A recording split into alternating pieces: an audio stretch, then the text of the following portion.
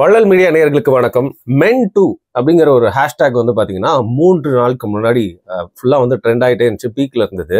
இந்த me two கேள்விப்பட்டிருக்கோம். S all மென்னு ஆண்களை வந்து குற்றம் சொல்கிற மாதிரியான ஒரு ஹேஷ்டேக் எப்பவுமே ட்ரெண்ட் ஆகி கேள்விப்பட்டிருக்கோம். அதாவது பெண்களுக்கு எதிராக வந்து நடக்கக்கூடிய வன்முறைகள், அக்கிரமங்களுக்கு எதிராக வந்து இந்த மாதிரி விஷயங்கள்லாம் பேசுவாங்க. அது ஒரு பக்கம் நியாயம். ஆனால் இன்னொரு பக்கம் வந்து பார்த்தீங்கன்னா ஒரு பெரும்பான்மையாக ஆண்கள் சந்திச்சுட்டு இருக்கிற ஒரு விஷயம் இன்னைக்கு வந்து பேசப்படாமல் இருக்கு. அது பேசினாலே வந்து பார்த்தீங்கன்னா ஒரு ஆணாதிக்கம் அப்படின்னு சொல்கிற மாதிரி ஒரு தவறான புரிதல் இருக்கு. ஆண்களுக்கு ஏற்படக்கூடிய பிரச்சனைகள், குறிப்பாக வந்து குடும்பத்தில் ஏற்படக்கூடிய பிரச்சனைகள் அப்படிங்கிறது வந்து பார்த்தீங்கன்னா கோர்ட்ல போய் நிற்கிறதே தவிர்த்து அவங்க வாழ்க்கையில் அந்த பிரச்சனை வந்து முடிஞ்ச மாதிரியே இல்லை. அதற்கு ஒரு பலியாட தான் வந்து அட்டுல் சுபாஷ் அப்படிங்கிறவரோட மரணம். நீங்கள் நிறைய காணொலிகள் அதை பற்றி வந்து பேசி பார்த்துருப்பீங்க. ஸோ அவரோட லைஃப்ல நடந்த இந்த விஷயம் மட்டும் இல்லாமல் ரொம்ப நாளாக நம்ம பேச வெயிட் பண்ணிட்டு இருந்த விஷயத்தை தான் பாரிக்கிட்ட வந்து அவரோட வாயிலா வந்து தெரிஞ்சுக்க போகிறோம். வணக்கம். வணக்கம். ஆண்கள் வந்து அபியூஸ் பண்ணப்படுறாங்க, ஆண்களுக்கும் அபியூஸ் நடக்குதுன்னு அங்கொன்றும் இங்கொன்றுமா உங்க காணொலிகள்ல நீங்க வந்து சிச்சுவேஷனுக்கு ஏற்ற மாதிரி பேசியிருப்பீங்க. இப்போ இந்த ஒரு நிகழ்வு, இந்த ஒரு கேஸ், இந்த ஒரு டெத்தும் வந்து பாத்தீங்கன்னா அதுல அந்த லிஸ்ட்ல வரும்னு சொல்லலாமா? கண்டிப்பா. இப்போ அத்துலுடைய இந்த மரணம் வந்து ஒரு ஒட்டுமொத்த இந்தியாவையும் இந்தியாவுடைய ஜுடிஷியல் சிஸ்டத்தையுமே உலுக்கி போட்டிருக்கு. காரணம் என்னன்னா, அது அவர் அந்த ஸ்டேட்மெண்ட்ஸ் வந்து ட்விட்டர்ல எல்லாம் போடும் பொழுது உலக தலைவர்கள் எல்லாம் ஆட் பண்ணி, ட்ரம்ப் ஆட் பண்ணி போட்டிருக்காப்புல, எலான் மஸ்க் ஆட் பண்ணி போட்டு வச்சிருக்காரு. இதெல்லாம் என்னன்னா எல்லாராலையும் பார்க்கப்படுது. இன்ஃபேக்ட் வந்து இன்டர்நேஷனல் மீடியாஸே, ஒரு சில மீடியாஸ் வந்து இதை எடுத்து பேச ஆரம்பிச்சிருக்காங்க. இந்தியாவில் வந்து ஜுடிஷியல் வந்து இந்த மாதிரி ஒரு மாதிரி கரப்டா இருக்கும் அப்படின்ட்டு.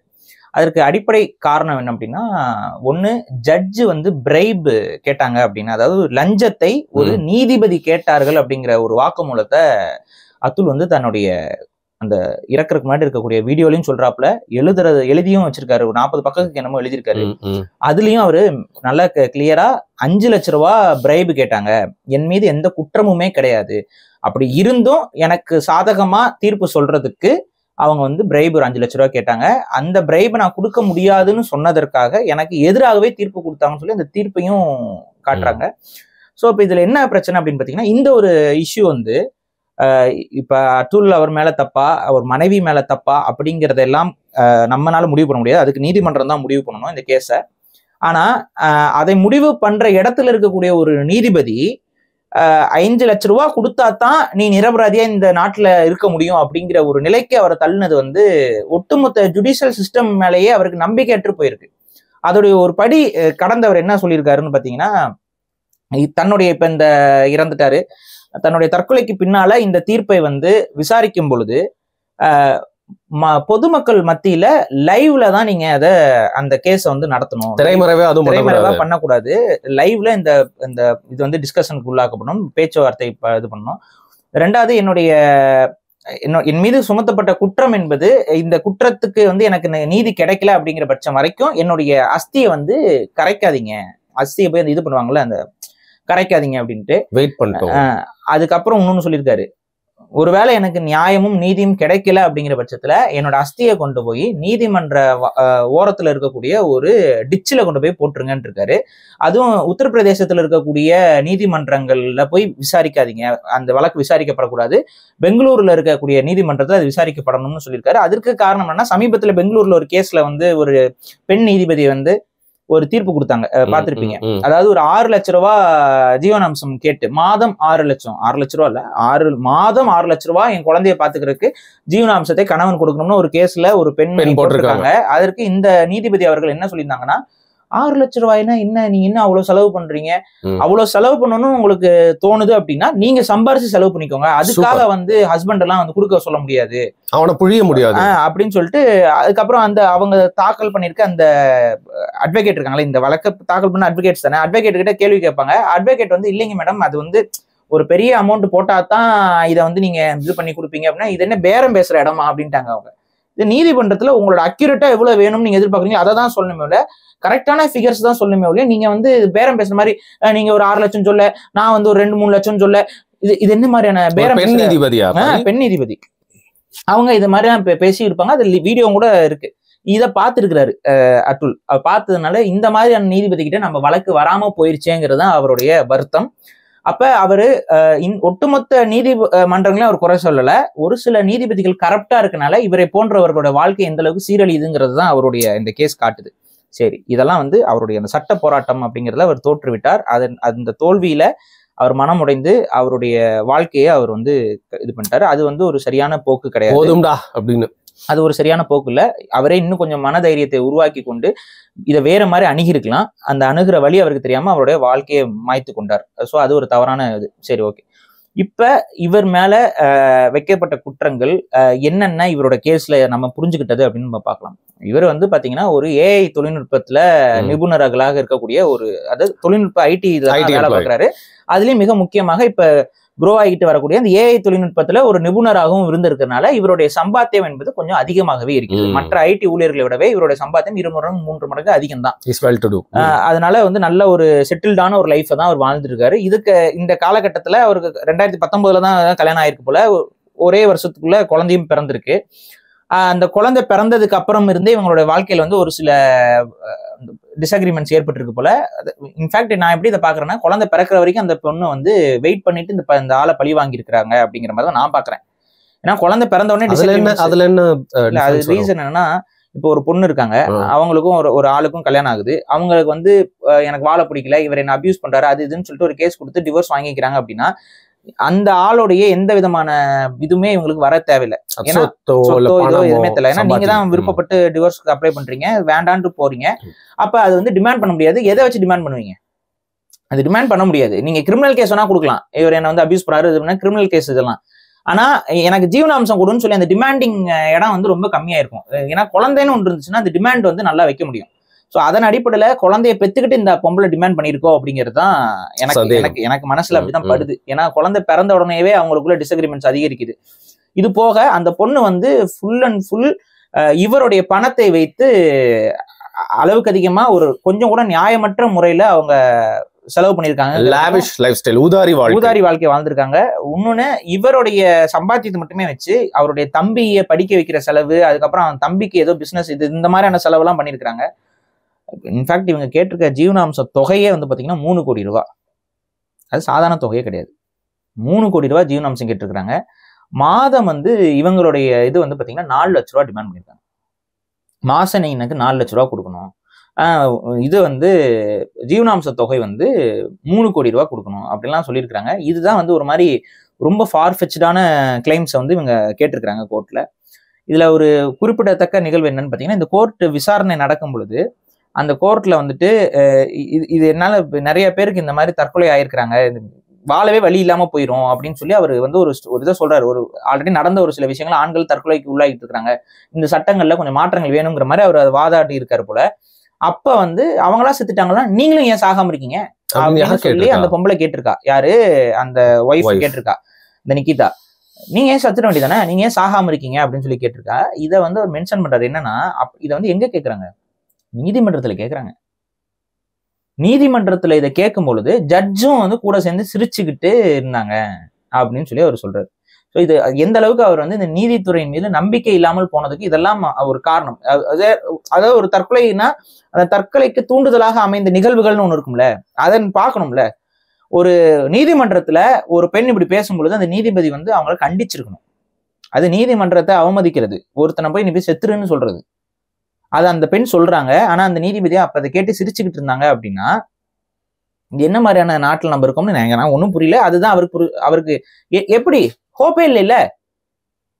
அப்ப இங்க என்ன நடந்திருக்குன்னு பாத்தீங்கன்னா, அவங்க டிவோர்ஸ் வாங்கிட்டு போயிடுறாங்க. அதுக்கு முன்னாடியே வந்து அந்த நபருடைய பணத்தை அளவுக்கு அதிகமாக செலவு செய்திருக்கிறார்கள். ரொம்ப லாவிஷா செலவு பண்ணியிருக்காங்க. இவரும் நிறைய சம்பாரிச்சுதான் இருந்திருக்காரு. ஆனா ஒரு லெவலுக்கு மேல தெரியும்ல, இது என்னது, அது ரொம்ப இதா இருக்குன்னு. என்ன பிரச்சனை அப்படின்னா, இவருடைய சம்பளத்துல அவங்க தம்பி ஒரு வீடு வாங்கிட்டாப்ல. அந்த பொண்ணுடைய தம்பி இவருடைய சம்பளத்தை வச்சு ஒரு வீடே வாங்கியிருக்காங்க. இது வேலை வெட்டிக்கு போகாதவனுக்கு எப்படி வீடு வந்துச்சு? அப்ப இவர்கிட்ட இருந்து வாங்குற காசை வாங்கி அவங்க தம்பிக்கு, அவங்க சொந்த தம்பிக்கு வந்து வீடே வாங்கி செட்டில் பண்ணி விடுற அளவுக்கு காசு என்பது இவர்கிட்ட இருந்து பறிக்கப்பட்டிருக்கு. அது அவங்களுக்கு வந்து பழகி இருக்கும். அது மாதிரி செலவு பண்ணி அவன் தம்பிக்கே வீடு கொடுக்குறாங்கன்னா இவனை விடக்கூடாது, புளிஞ்சிட்டே தான் இருக்கணும். புளிஞ்சிட்டே இருக்கும்போது தான் அந்த டிஸ்அக்ரிமெண்ட்ஸ் ஏற்படுது. அப்பதான் அவர் என்ன சொல்றாரு, இல்ல நம்ம ஃபேமிலியை பார்ப்போம், நீ உன் ஃபேமிலிக்கு இவ்வளவு பண்ணிட்ட, வீடெல்லாம் வாங்கி கொடுத்துட்ட, போதும், இதுக்கு மேல நீ வந்து நம்ம ஃபேமிலியை பாருங்கிறது தான் அவங்களுக்குள்ள ஏற்பட்ட விவாதம். இதுக்கு மேல நான் அப்படியே செலவு பண்ணிட்டு இருந்தேன்னா நம்ம ஃபேமிலிக்குன்னு நம்ம எதுவுமே சேர்த்து வைக்க முடியாது. எங்க அப்பா அம்மாக்கெல்லாம் நாளைக்கு ஏதாவது ஒரு ஹெல்த் பிரச்சனை எல்லாம் வந்துச்சுன்னா அவங்களுக்கு ஒரு அமௌண்ட் நான் வச்சிருக்கணும் கையில சேவிங்ஸே இல்லாம பண்ணிட்டு இருக்க நீ அப்படிங்கறதான் இவருக்கும் அங்க மனைவிக்கும் ஏற்பட்ட அந்த பிரச்சனையுடைய தொடக்கம். என்ன நீ செலவு பண்ண வேணாம்னு சொல்றியா, என் குடும்பத்தை நான் பாத்துக்க கூடாதுன்னு சொல்றியா அப்படிங்கிற ஒரு உளவியல் இந்த பெண் வந்து பிரச்சனை பண்ண ஆரம்பிச்சிருக்காங்க. இவ்வளவு ஏற்கனவே வாங்கிட்டதுக்கு அப்புறமும் இங்கதான் நம்ம இந்திய கலாச்சாரத்தை விட்டு வர்றதுனால வரக்கூடிய பிரச்சனையை நம்ம பார்க்கணும். இதுல என்ன இந்திய என்னன்னா, இந்திய கலாச்சாரத்தை பொறுத்த வரைக்கும் ஒரு திருமண வாழ்க்கைக்குன்னு வந்துட்டோம் அப்படின்னா பிறந்த வீடு புகுந்த வீடுன்னு ஒரு கான்செப்ட் இருக்கு. இந்த பிறந்த வீட்டை பத்தி ஒரு பெண் நினைத்து கொண்டிருந்தால் அவங்க புகுந்த வீட்டுல நிம்மதியாக வாழ முடியாது. அதனாலதான் அந்த கன்னியா தானம்னு சொல்லுவாங்க. நீங்க பாத்தீங்கன்னா அவங்க அப்பாக்கள் வந்து தானம் கொடுத்துருவாங்க பெண்ணை வந்து, அதான் கன்னியா தானம்னு சொல்லி. அப்ப கொடுத்துட்டாங்கன்னா அதோட அந்த பெண்ணுடைய வீடு எந்த வீட்டுக்கு திருமணம் ஆகி போதோ அதுதான் அவங்க வீடு, அங்கதான் எஜமானி, அங்கதான் எஜமானி. இந்த வீட்டுல இவங்களுக்கு எந்த விதமான ஒரு அந்த உரிமையோ இல்ல அந்த பொறுப்போ இருக்க வேண்டிய அவசியம் இல்லைங்கிறதுதான் அதை மீன் பண்றது. உரிமை பொறுப்பு. இந்த வீட்டை வந்து நீ இந்த வீட்டுல இருந்து உரிமையும் கேட்க தேவையில்ல, பொறுப்பும் உனக்கு இல்லைங்கிறதுதான் இந்திய கலாச்சாரம். இந்திய சட்டம் அதை சொல்லல, ஏன்னா இந்திய சட்டம்ங்கிறது இந்திய மக்களுடைய கலாச்சாரத்தின் அடிப்படையில் எழுதப்பட்டது கிடையாது, வெள்ளக்காரனுடைய இதுல இருந்து எழுதுனது. இந்திய கலாச்சாரம் சொல்றது கல்யாணம் பண்ணி கொடுத்த உடனே உன்னோட வீடு எது, உன்னுடைய கணவனோட வீடு தான் உன்னோட வீடு, புகுந்த வீடு தான். அதனாலதான் பெண்களுக்கு வந்து பிறக்கும்போது பிறந்த வீடு புகுந்த வீடு இது தமிழர் கலாச்சாரமும் இதே தான். தமிழர் கலாச்சாரத்துல என்ன சொல்லுவாங்கன்னா குலதெய்வம்னு எடுத்துக்கோங்களேன். பெண்களுக்கு குலதெய்வம் என்பது கணவனுடைய குலதெய்வம் தான் பெண்களுக்கான குலதெய்வம். இப்ப குழந்தையா இருக்க வரைக்கும் அவங்க அப்பாவோட குலதெய்வத்தை அவங்க ஏத்துக்கிட்டு இருப்பாங்க. ஒன்ஸ் கல்யாணமாயி போன உடனே கணவரோட குலதெய்வம் தான், அதுக்கு தான் போகணும் வரணும்.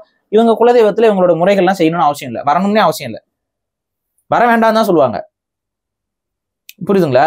இதெல்லாம் வந்து நான் என்னுடைய பாட்டி இவங்கெல்லாம் பார்க்கும்பொழுது அவங்கெல்லாம் வந்து பாத்தீங்கன்னா அது அவங்க வீடு அப்படின்னு பேசுவாங்க. சொந்த தம்பி சொந்த இவங்களுடைய ஏதாவது விசேஷங்கள்ல இந்த மாதிரி குலதெய்வ கோயிலுக்கு கடா வெட்டுறாங்க இது பண்றாங்கன்னா அது அவங்க வீடு அப்படிம்பாங்க. சொந்த வீடு, அப்பா அம்மா வீட அது அவங்க வீடுன்னு பிரிச்சுதான் பேசுவாங்க என்னுடைய பாட்டிலாம். ஆனா அந்த உளவியல் இன்னைக்கு இருக்கக்கூடிய பெண்களுக்கு இருக்கா? கிடையாது.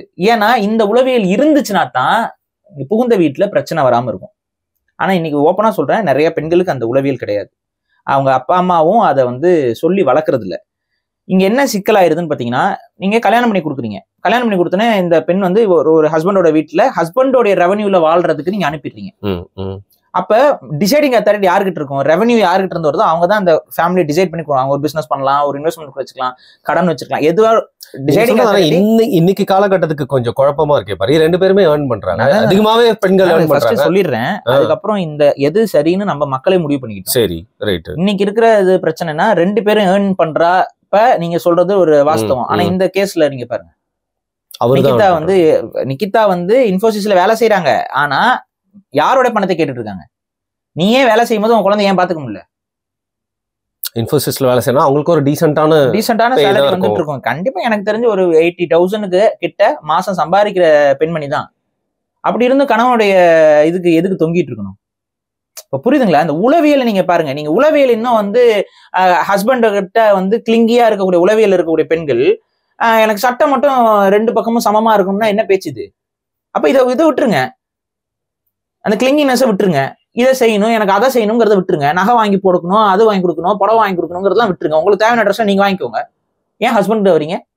இருக்கா இல்லையா? இன்னைக்கு இருக்கிற பெண்கள் எதிர்பார்க்கறீங்களா இல்லையா? ஒரு ஸ்டேட்மெண்ட் ஒன்று இருக்கு, அதாவது உன்னோட இப்போ ஒரு ட்ரெண்ட் வந்துச்சு, நீ தானே நல்லா ஏர்ன் பண்ற, அதனால ஏன் எப்பவுமே பாய் ஃப்ரெண்ட் வந்து அந்த சாப்பிட்டதுக்கு உண்டான இதை எடுத்துக்கணும், கணவன் எடுத்துக்கணும் அப்படின்னு நம்மளே வந்து ஒரு பெண்ணியம் அப்படின்னு. ஆனா அப்படிலாம் இருக்கக்கூடாது, என்னைக்கா இருந்தாலும் வந்து அந்த ஆம்பளை தான் வந்து செக்கை வந்து இப்ப ஒரு ஹோட்டல்ல வந்து நீ ஒரு டைம் பில் பே பண்ணுன்னு சொல்லி ஒரு ஆண் சொல்றான் அப்படின்னா அந்த ஆணை வந்து நீங்க எப்படி சமத்துவவாதின்னு பாப்பீங்களா இல்ல கஞ்ச பிஸ்னாரின்னு பாப்பீங்களா? மனசாட்சியோட பேசணும், சும்மா அந்த ஃபார் ஆர்குமெண்ட் சேக் பேசக்கூடாது. எந்த பெண்ணியவாதியாகவும் இருக்கட்டும், ஒரு ஒரு டேட்டுக்கு ஒருத்தன் கூட்டு போறான், இல்ல ஒரு ஹஸ்பண்ட் ஒருத்தன் கூட்டு போறான், லவ்வரு ஒரு பொண்ணை செலவு பண்ண வைக்கிறான் அப்படிங்கும்போது நீங்க அவனை எப்படி பாப்பீங்க? நிறைய பேர் சும்மா அந்த வீடியோல ரீல்ஸுக்குலாம் வந்து அவன் நான் நல்லா பாத்துக்குவேன், இதா பாத்துக்குவேன். ஃபர்ஸ்ட் ஆண்களுடைய உளவியல் நல்லா பாத்துக்குவேங்கிறதுக்கு சப்மிசிவா போறான்னா அவன் விளங்க மாட்டான். அவனால வந்து குடும்பத்தை நிர்வகிக்கிறதுக்கு அந்த தகுதி அற்றவன்னு அர்த்தம். Is a problem. ஆமா, அவன் சைடு வீக்கு. ஒரு வீக்கர் மேல் வந்து ஒரு ஃபேமிலி வந்து அவனால் ரன் பண்ண முடியாது. இதுதான் விஷயம். குடும்பத்தோட பொறுப்பை எவன் சுமக்கிறானோ அவன் தான் ஒரு சரியான ஆண், அந்த ஆணுடைய உளவியலுக்கு கரெக்டா இருக்கிறான்னு அர்த்தம். அப்ப அந்த பொறுப்பை அவன் தான் எடுத்துக்கணும். இன்ஃபேக்ட் வந்து ஒரு பெண் வந்து அந்த பொறுப்பை ஷேர் பண்றத கூட அவன் விரும்பக்கூடாது, தேவையில்லைன்னு நினைக்கணும். அந்த உளவியல் ஆண்களுக்கு இருக்கணும். அப்ப அதுதான் ஒரு காலத்துல இந்தியாவில் இருந்தக்கூடிய அத்தனை ஆண்களுக்குமான உளவியலாக நம்மிடம் சொல்லிக் கொடுக்கப்பட்டது. நம்ம முன்னோர்கள் நமக்கு அப்படிதான் சொல்லி கொடுத்தாங்க. ஒரு பெண்ணுடைய சம்பாத்தியத்தை எதிர்பார்த்து ஒரு ஆண் இருக்கக்கூடாது. ஆனா இன்னைக்கு இருக்க சூழல்ல புறச்சூழல்கள் மாறி இருக்கு. ஒரு பெண்ணும் சம்பாதிக்கிறாங்க, ஆணும், ஆனா உளவியல் மாறவே இல்லை. நீங்களும் சம்பாதிக்கிறீங்க அப்படின்னா உன்னுடைய இன்ஃபோசிஸ்ல இருந்து வரக்கூடிய காசை நீ வந்து உன் குடும்பத்துக்கு செலவு பண்ணியிருந்த அப்படின்னா இவர் வந்து அத்துல் வந்து பிரச்சனையை பண்ணியிருக்க மாட்டாரு. உன்னோடைய சம்பளத்தை நீ கொடு அப்படின்னா பிரச்சனை இல்லை. ஆனா நீ உன்னோட சம்பளத்தை கொடுக்கல, மாறா அத்துலோட சம்பளத்தை இந்த குடும்பத்துல இருந்து எடுத்து கொடுக்க ஆரம்பிச்சிருக்க. இன்னும் நான் சொல்றேன், அந்த பொண்ணோடைய சம்பளத்தை அதுவே தான் வச்சிருந்திருக்கும். நிச்சயமா இன்னைக்கு இருக்கிற மனசாட்சி தொட்டு பெண்கள் சொல்லுங்க, பண்றாங்களா இல்லையா பெண்கள்? இதை அவங்க வீட்டுக்கு ஏதாவது ஒண்ணு செய்யணும் போகணும்னா ஹஸ்பண்ட் கிட்ட வந்துட்டு இதை செய்யுங்க, அதை செய்யுங்க, அதை பண்ணுங்க, இதை பண்ணுங்க, என் தம்பிக்கு இதை வாங்கி கொடுங்க, அதை வாங்கி கொடுங்கன்னா எல்லாம் கேட்டு வாங்கிக்க முடியுது பெண்களால.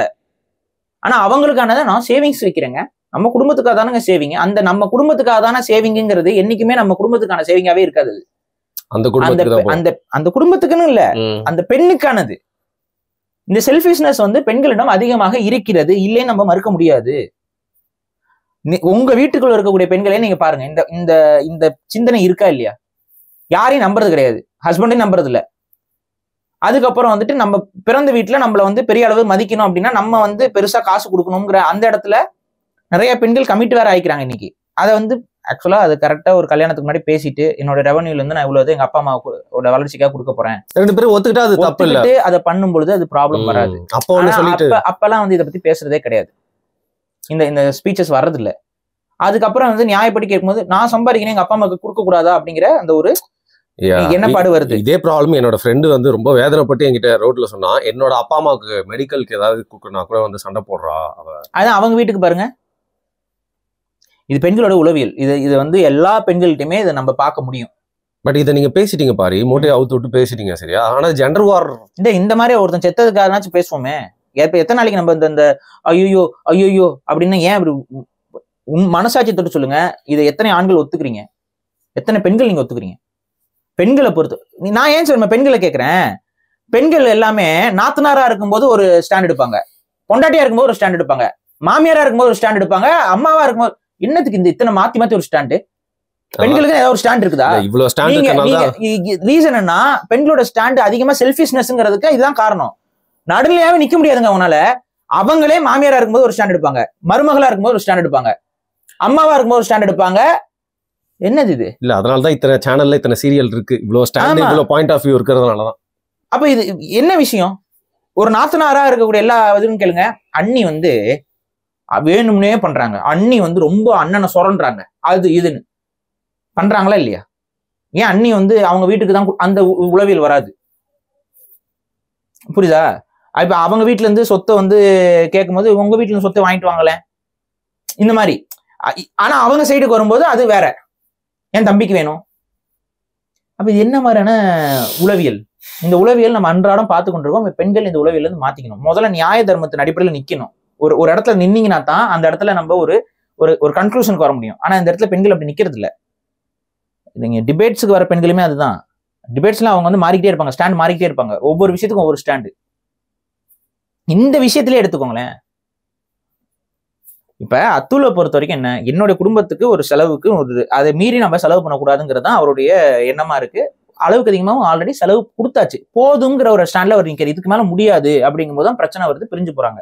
நல்ல மனசுள்ள ஆளாதான் அது வரைக்கும். நான் கேட்கிறேன், இவ்வளவு வாங்கி தின்ன அந்த பெண்மணி சரி நமக்கும் அவருக்கு ஒத்து வரல, நம்ம பிரிஞ்சிடலாம் அப்படிங்கிற ஒரு இடத்துல விட்டாங்களா?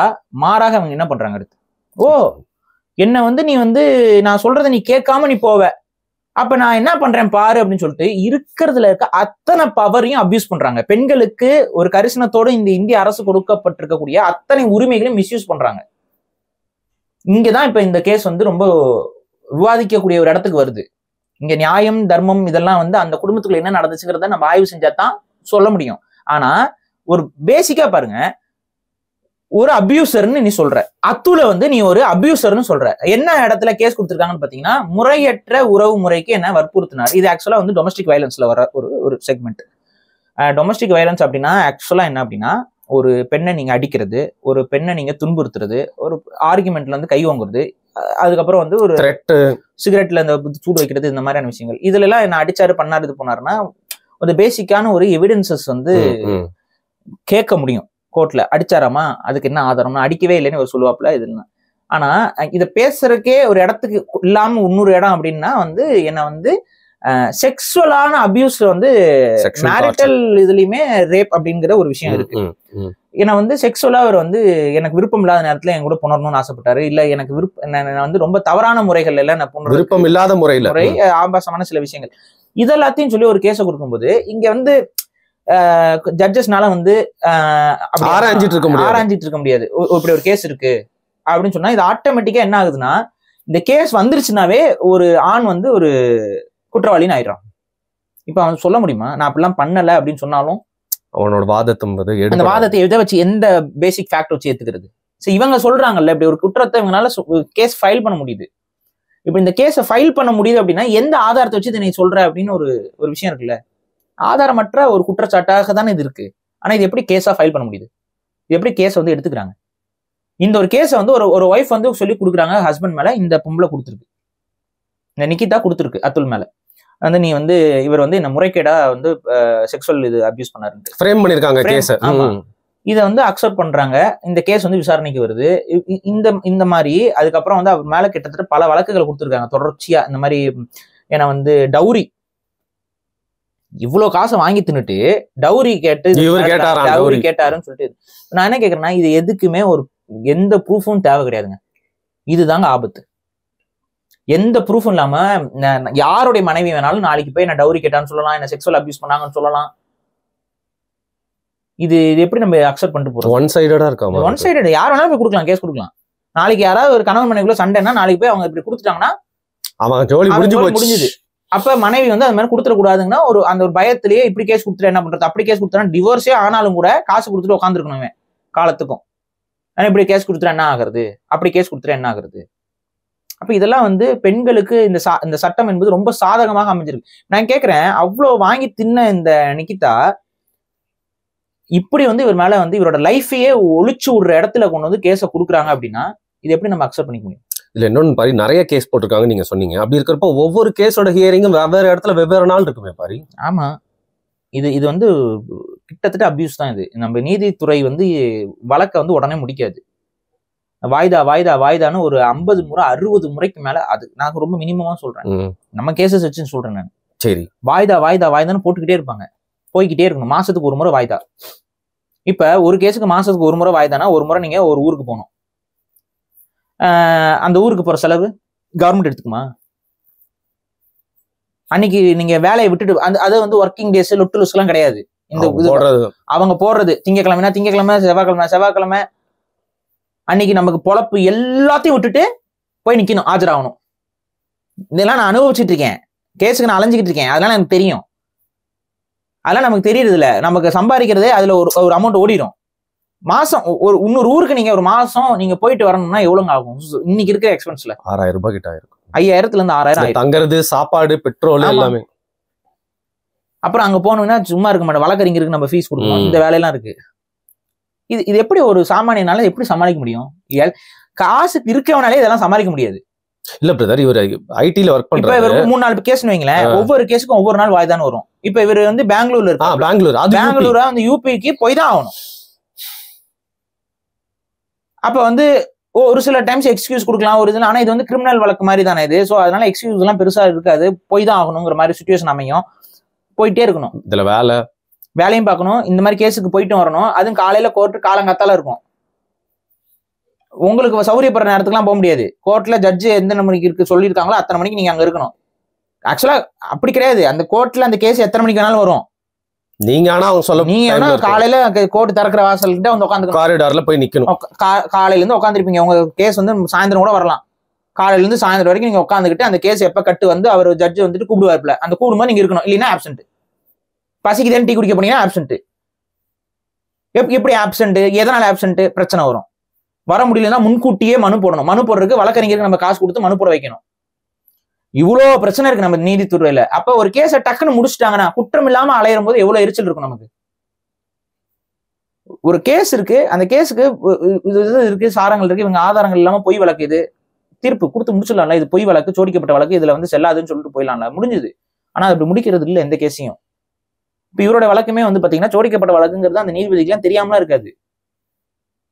ஏன்னா தொடர்ச்சியா ஒவ்வொரு கம்ப்ளைண்டா வருதுன்னா எப்படி கொடுத்தீங்கன்னா ஒட்டுக்காதெல்லாம் கம்ப்ளைண்ட் கொடுத்துருக்கணும். டொமஸ்டிக் வயலன்ஸுக்கு ஒன்று, செக்ஷுவல் டார்ச்சருக்கு ஒரு கேஸு, அதுக்கப்புறம் டவுரிக்கு ஒரு கேஸு. இது ஆக்சுவலா எல்லாமே ஒரே கேஸ்க்குள்ளே தான் வரும்ல. டவுரி கொடுக்கல அப்படிங்கிறது ஆனா ஒரே கேஸ் கிடையாது, தனித்தனி கேஸ். அப்ப வெவ்வேறு கேஸ் வெவ்வேறு இடத்துல ஃபைல் பண்றது, வெவ்வேறு இதுக்கு போயிட்டு வரணும். பண செலவு, நான் சொல்றேன், இதுல 300 அயோக்கிய பையன் இருக்கான் இதுக்குள்ள. யாரு? இந்த பொண்ணுக்கு எவன் வந்து அட்வொகேட்டும் அவன். அவங்களை யாருமே பேசுறது இல்ல. இப்ப இந்த பிள்ளைக்கு தெரியுமா என்னென்ன கேசஸ் எல்லாம் போட முடியும், என்னென்ன வழக்குகள் எல்லாம் போட முடியும், எந்தெந்த செக்ஷன் அதுக்கு இருக்குது தெரியுமா? அந்த பிள்ளைக்கு தெரியாது. ஒரு அட்வொகேட் அப்படின்னா அதாவது எந்த அளவுக்கு ஜட்ஜு சரியானவரா இருக்கணுமோ அதுக்கே அளவுக்கு அட்வொகேட்ஸும் சரியானவரா இருக்கணும். அந்த தொழில எப்படிங்க அது சரி? அப்படி இருக்க கூடாதுங்க. குற்றவாளிகளை காப்பாத்துறது ஒரு அட்வொகேட்டோட வேலை கிடையாதுங்க.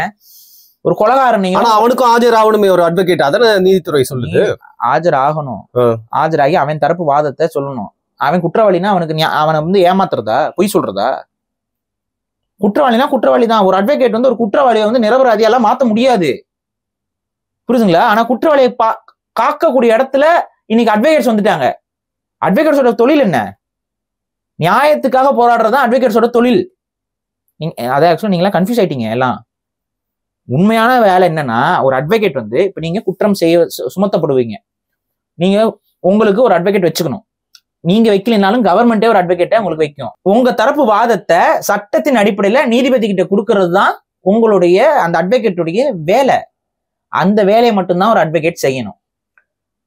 ஆனா இங்க அட்வொகேட்ஸ் என்ன பண்றாங்கன்னு பாத்தீங்கன்னா இந்த வேலையை செய்யறது இல்ல. மாறாக கிரிமினல் அட்வொகேட்ஸ் எல்லாம் என்ன பண்றாங்கன்னா, அவன் கொலைதான் பண்ணிருப்பான், அவன் கொலைகாரன், அவன் ஒரு ரேபிஸ்டா இருப்பான், அவனை போய் பாதுகாக்கிறாங்க. அத குற்றத்தை குறைக்கிறது அதுவும் தப்பா? தண்டனையை குறைக்கிறது அதுவும் தப்பா? ஏங்க, தண்டனை என்பது ஒவ்வொரு சட்டத்துக்கும் அந்த நீதிபதி பாத்துக்குவாருங்க. தண்டனை ஒருத்தன் குற்றம் என்பது உறுதியாக்கப்பட்டதுக்கு அப்புறம் தான் தண்டனை குறைப்பு எல்லாம் பேசுறது. அது வந்து இவருக்கு வந்து பாத்தீங்கன்னா சின்ன பையனா இருப்பான், சின்ன பையன்லயே வந்து தவறியாம ஒரு தப்பு பண்ணிருப்பான், ஒரு கொலை ஏதோ, அதாவது இன்டென்ஷனலா கொலை பண்ணாம ஏதோ ஒரு தப்பு பண்ணிட்டான். ஆனா கொலை தான். கொலைக்கு என்ன சட்டமோ அது சட்டம் தான். இப்ப வந்து ஆயுள் தண்டனை கொடுத்துருப்பாங்க. இந்த ஆயுள் தண்டனையை குறைச்சு வேற மாதிரி சில கொஞ்சம் கம்மி பண்ணி கொடுக்கலாம். இந்த மாதிரி ஆனதுக்கு ஒரு அட்வொகேட் இது பண்றாரு. அது வேற ரீசனுக்காக, தெரியாம செய்த கொலை அப்படின்னு. சரி, ஒருத்தன் தெரிஞ்சு அவன் கொலைகாரன் தான், அவன் காசுக்கு வாங்கிட்டு கொலை பண்றவன்னு வைங்க, அவனுக்கு அட்வொகேட்டா ஆஜராகாம ஆகுறாங்கல்ல, நல்லா இருக்காங்க. இதுவே முறையற்றதுதான். சரி, இந்த அம்மாவோட வழக்குல வந்தாங்கன்னா அவங்க கிளையண்ட்டுக்கு ஹெல்ப் பண்ணணும் தான் நினைப்பான். இது கிரிமினல் குற்றம் இல்ல. ஹெல்ப் பண்றது வேற. நீங்க இப்ப இந்த பொண்ணுக்கு சைடுல இருக்க நியாயங்களை வச்சு உங்க ஹஸ்பண்ட் உங்களை அடிச்சாரா, ஆமா அப்படின்னா அதுக்கு கொடுக்கலாம். ஆனா இங்க அது நடக்கிறது இல்ல. மாறாக இங்க வேற ஒரு தப்பு நடக்குது. என்ன அப்படின்னா, டிவோர்ஸ் கேஸ்ல எப்படி உங்களுக்கு அதிகமா காசு நான் வாங்கி தரேன், எனக்கு நீங்க எவ்வளவு செட்டில் பண்றீங்க, உங்களுக்கு ஒரு வழக்கம், உங்களுக்கு நான் வாங்கி கொடுக்குறேன், நீங்க எவ்வளவு எனக்கு செட்டில் பண்ணுவீங்க, சரிங்க உங்களுக்கு நான் எத்தனை பெர்சன்டேஜ் தரேன், பெர்சன்டேஜ் கணக்குல, சரி ஓகே. இப்போ வந்து உங்க ஹஸ்பண்டை வந்து உங்க வழிக்கு வர வைக்கணும்னா என்னென்ன பண்ணலாம், இவங்க யோசிக்கிறாங்க. என்னென்ன கேசஸ் இருக்கு, என்னென்ன கிரிமினல் இருக்கு, அது எல்லாத்தையும் போடணும். இது நடக்குதா இல்லையா? நடக்குது. இதைத்தான் நம்மளால ஏத்துக்க முடியல. அட்வொகேட்ஸ் வந்து இப்படிலாம் பண்ணக்கூடாது. ஒரு அட்வொகேட்னா வந்து ஒரு நீதி எப்படி ஜட்ஜ், அதனாலதாங்க அட்வொகேட்ஸா இருக்கவங்க ஜட்ஜா மாறுறாங்க. ஜட்ஜ் என்ன தனியாவா? அட்வொகேட்டா இருக்கிறவங்க தான் இந்த எக்ஸாம் இது எழுதி ஜட்ஜாக மாறுறாங்க. அப்ப என்ன எல்லாம் ஒண்ணுதான். நீங்க உங்களோட வேலையே என்ன அப்படின்னு பாத்தீங்கன்னா, ஜட்ஜ் வந்து கடவுள் அப்படின்னா நீங்களாம் ஏஞ்சல்ஸ், உங்க வேலை அதை தான் செய்யணும். ஆனா நீங்க என்ன பண்றீங்க, அப்படியே நேர் எதிராக நின்றுக்கிட்டு இந்த மாதிரி பொய் கேசஸ், என்னென்ன கேசஸ்லாம் இவன் மேல போடலாம், எப்படி இவனை வந்து அடிப்பணி வைக்கலாம், எப்படி இவனை வந்து வழிக்கு கொண்டு வரலாம். இல்ல பாரி, நல்ல அட்வொகேட்ஸ்லாம் நல்ல ஜட்ஜா மாறுறாங்க, ஓகேவா? அதே மாதிரி இப்ப இந்த மாதிரி தவறான அட்வொகேட்ஸ்லாம் ஜட்ஜா மாறினாங்கன்னா அப்போ எப்படி இருக்கும் சிஸ்டம்? எப்படி இருக்கும் யோசிங்க. சிஸ்டம் என்னவாகும்னு யோசிங்க. 5 லட்ச ரூபா கேட்கற இடத்துல தான் கொண்டு வந்து விடும். தீர்ப்பு கொடுக்கணும்னா 5 லட்சம். எங்க தப்பே செய்யலாமே. ஆனா தான் ஒரு நிரபராதி அப்படிங்கிறத உறுதிப்படுத்திக் கொள்வதற்கு அவன் 5 லட்ச ரூபா கொடுத்தா தான் அவன் நிரபராதி, இல்லைன்னா அவன் குற்றவாளி. இந்த மாதிரி ஒரு சிச்சுவேஷன் நீங்க மாட்டுறீங்க, என்ன ஆகும்? இல்ல அதான் பாரு, நான் கேட்கணும்னு வந்தேன். இப்ப மனசை மூடி வச்சுதான் எல்லாரும் பேசிட்டு இருக்கோம், லாஜிக்ஸ் இவ்வளவு தான். ஆனா அந்த கடிதத்தை நான் படிச்சேன் ஃபுல்லா. நிறைய டெத் நோட்ஸ் நான் படிச்சிருக்கேன், நிறைய மாதிரி பார்த்துருக்கேன். சாவறதுக்கு முன்னாடி வீடியோ போடுவாங்க. ஆனா இதுல வந்து பாத்தீங்கன்னா நிஜமாவே மனசை வந்து புளிச்சிற மாதிரி இருந்துச்சு. அவருக்கு என்னென்னலாம் யோசிச்சிருப்பாரு, அவ்வளோ ஆர்டிகுலேட்டா அதை பண்றாரு. அப்போ எவ்வளோ, ஏன்னா தற்கொலை பண்றவங்க என்ன பண்ணுவாங்களாம், டக்குன்னு ஏதோ ஒரு எமோஷனலா போய் பண்ணுவாங்க சொன்னாங்க. இவர் வந்து அதை பிளான்டா பண்றாருன்னா ஒரு மனசு வந்து என்னென்னலாம் கோ த்ரூ பண்ணி கிரேட்டர் குட்ங்கிறத பாத்துருக்காப்ல. அவன் பையனுக்கு கார் வாங்கி தரத்துக்கு நான் காசு சேர்த்து வச்சேன் அதெல்லாம் சொல்றப்போ நான் ஓப்பனா சொன்னா கிரேட்டர் குட். இந்த சாவு ஒரு அலாரம் அடிக்கட்டும் இந்தியா முழுக்க. தவறுன்னு சொல்றீங்க, பட் இது அவர் ஏன் பண்ணாருன்னு சொல்றீங்க. ஆமா, தற்கொலை என்பது ஒரு எதுக்குமே தீர்வு இல்லை. இவரே வந்து இது இன்னும் கொஞ்சம் உட்காந்து யோசிச்சு வேறவங்க ஹெல்ப்ஸ் கேட்டு, ஆண்களுக்குன்னு தனியா சோசியல் குரூப்ஸ்லாம் இருக்கு, இந்த அவங்ககிட்ட எல்லாம் போய் பேசி எப்படி பண்ணலாம், இதை வந்து என்ன மாதிரி இதை டேக்கிள் பண்ணலாம், மீடியா ஹவுசஸ் அணுகி இதெல்லாம் பண்ணியிருந்தா மேபி அவர் வந்து அவருக்கு வேற ஒரு வழியில அவரும் வாழ்ந்து அவருடைய மகனையும் மீட்டு ஏதாவது ஒன்று பண்ணியிருக்க முடியும். பட் அவரு கொஞ்சம் ஈஸி வே அவுட் அப்படிங்கிற மாதிரி தான் இந்த சூசைடு. ஆனா அதுலயுமே நம்மளுடைய கடமைகளை எல்லாம் விட்டுட்டு போறோம். ஆனா அட் த சேம் டைம் இதன் மூலமாக இந்தியாவில் வேற ஒரு ஆண் பாதிக்கப்பட்டுறக்கூடாது அப்படிங்கிற ஒரு இடத்துல ஒரு விஷயத்த பண்ண மாதிரி தான் தோணுது. ரெஃபரன்ஸ் மாதிரி ஆயிடுச்சு. இப்ப அதனாலதான் நம்ம பேசிட்டும் இருக்கோம். இப்ப அவருடைய இறப்பு தான் இந்த விஷயத்த வந்து இன்னைக்கு பூதாகரப்படுத்திருக்கு, ஒரு பேச்சாக மாறி இருக்கு. நான் என்ன சொல்றேன்னா, நீதித்துறை என்பது இந்த மாதிரி பொய் கேஸ் எல்லாம் கொடுத்தா சும்மா விடக்கூடாதுங்க. சும்மா அவங்க மேலேயே தண்டனை வரணும். ஆனா ஆக்சுவலா இருக்கு, சட்டத்துல இருக்கு, பொய் கேஸ் ஆக்சுவலா கொடுக்க கூடாது. அப்படி கொடுத்தா அவங்க மேல கண்டுபிடிச்சா தண்டனை எல்லாம் இருக்கு. ஆனா அது எத்தனை முறை நடந்திருக்கு, எத்தனை இடத்துல இது நடந்திருக்கு இந்த தண்டனை? விட்டா போதும்டா சாமின்னு தான் எல்லாருமே நம்ம போக முடியும். அங்க சூழல் அப்படிதான் இருக்கு.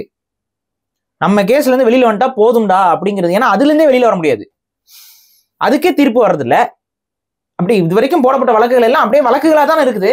எத்தனை வழக்குகள் தீர்ப்பு வருது? நீங்க ஒரு நாளைக்கு எத்தனை வழக்குகள் பதிவு செய்யப்படுது, எத்தனை வழக்குக்கு தீர்ப்பு கொடுத்துட்டு இருக்காங்கன்னு போய் வைக்கப்படுது. அந்த ரேஷியோ வந்து எங்கேயோ இருக்கும். எத்தனை கேசஸ் ஃபைல் ஆகுது, எத்தனை கேசஸ் அப்படியே கிடப்புல இருக்கும். அப்புறம் பல்கா அதெல்லாம் இது பண்ணுவாங்க, இதெல்லாம் தேவையில்லை அப்படின்ட்டு.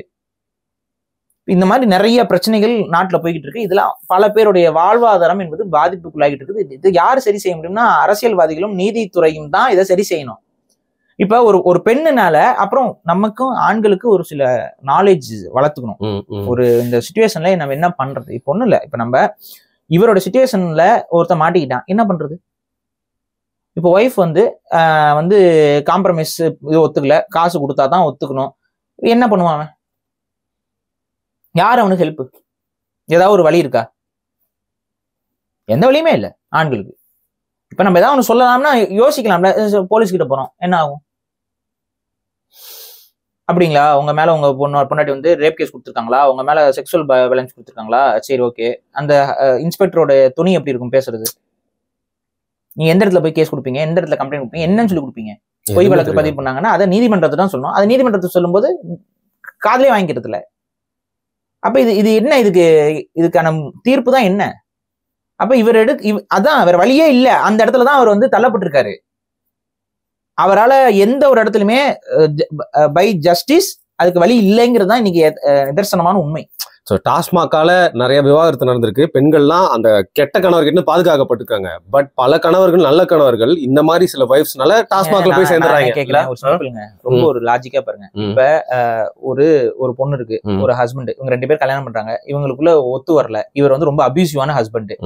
இந்த ஹஸ்பண்ட் கிட்ட இருந்து அந்த பொண்ணு வந்து வெளியில வரணும், இந்த ஹஸ்பண்ட் எனக்கு எந்த தொடர்பு வேண்டாம்னு சொல்லிட்டு தன்னுடைய உறவை முறிச்சுக்கிறாங்க. அப்படின்னா எந்த பொண்ணாவது அந்த ஆள்கிட்ட காசு எதிர்பார்ப்பாங்களா?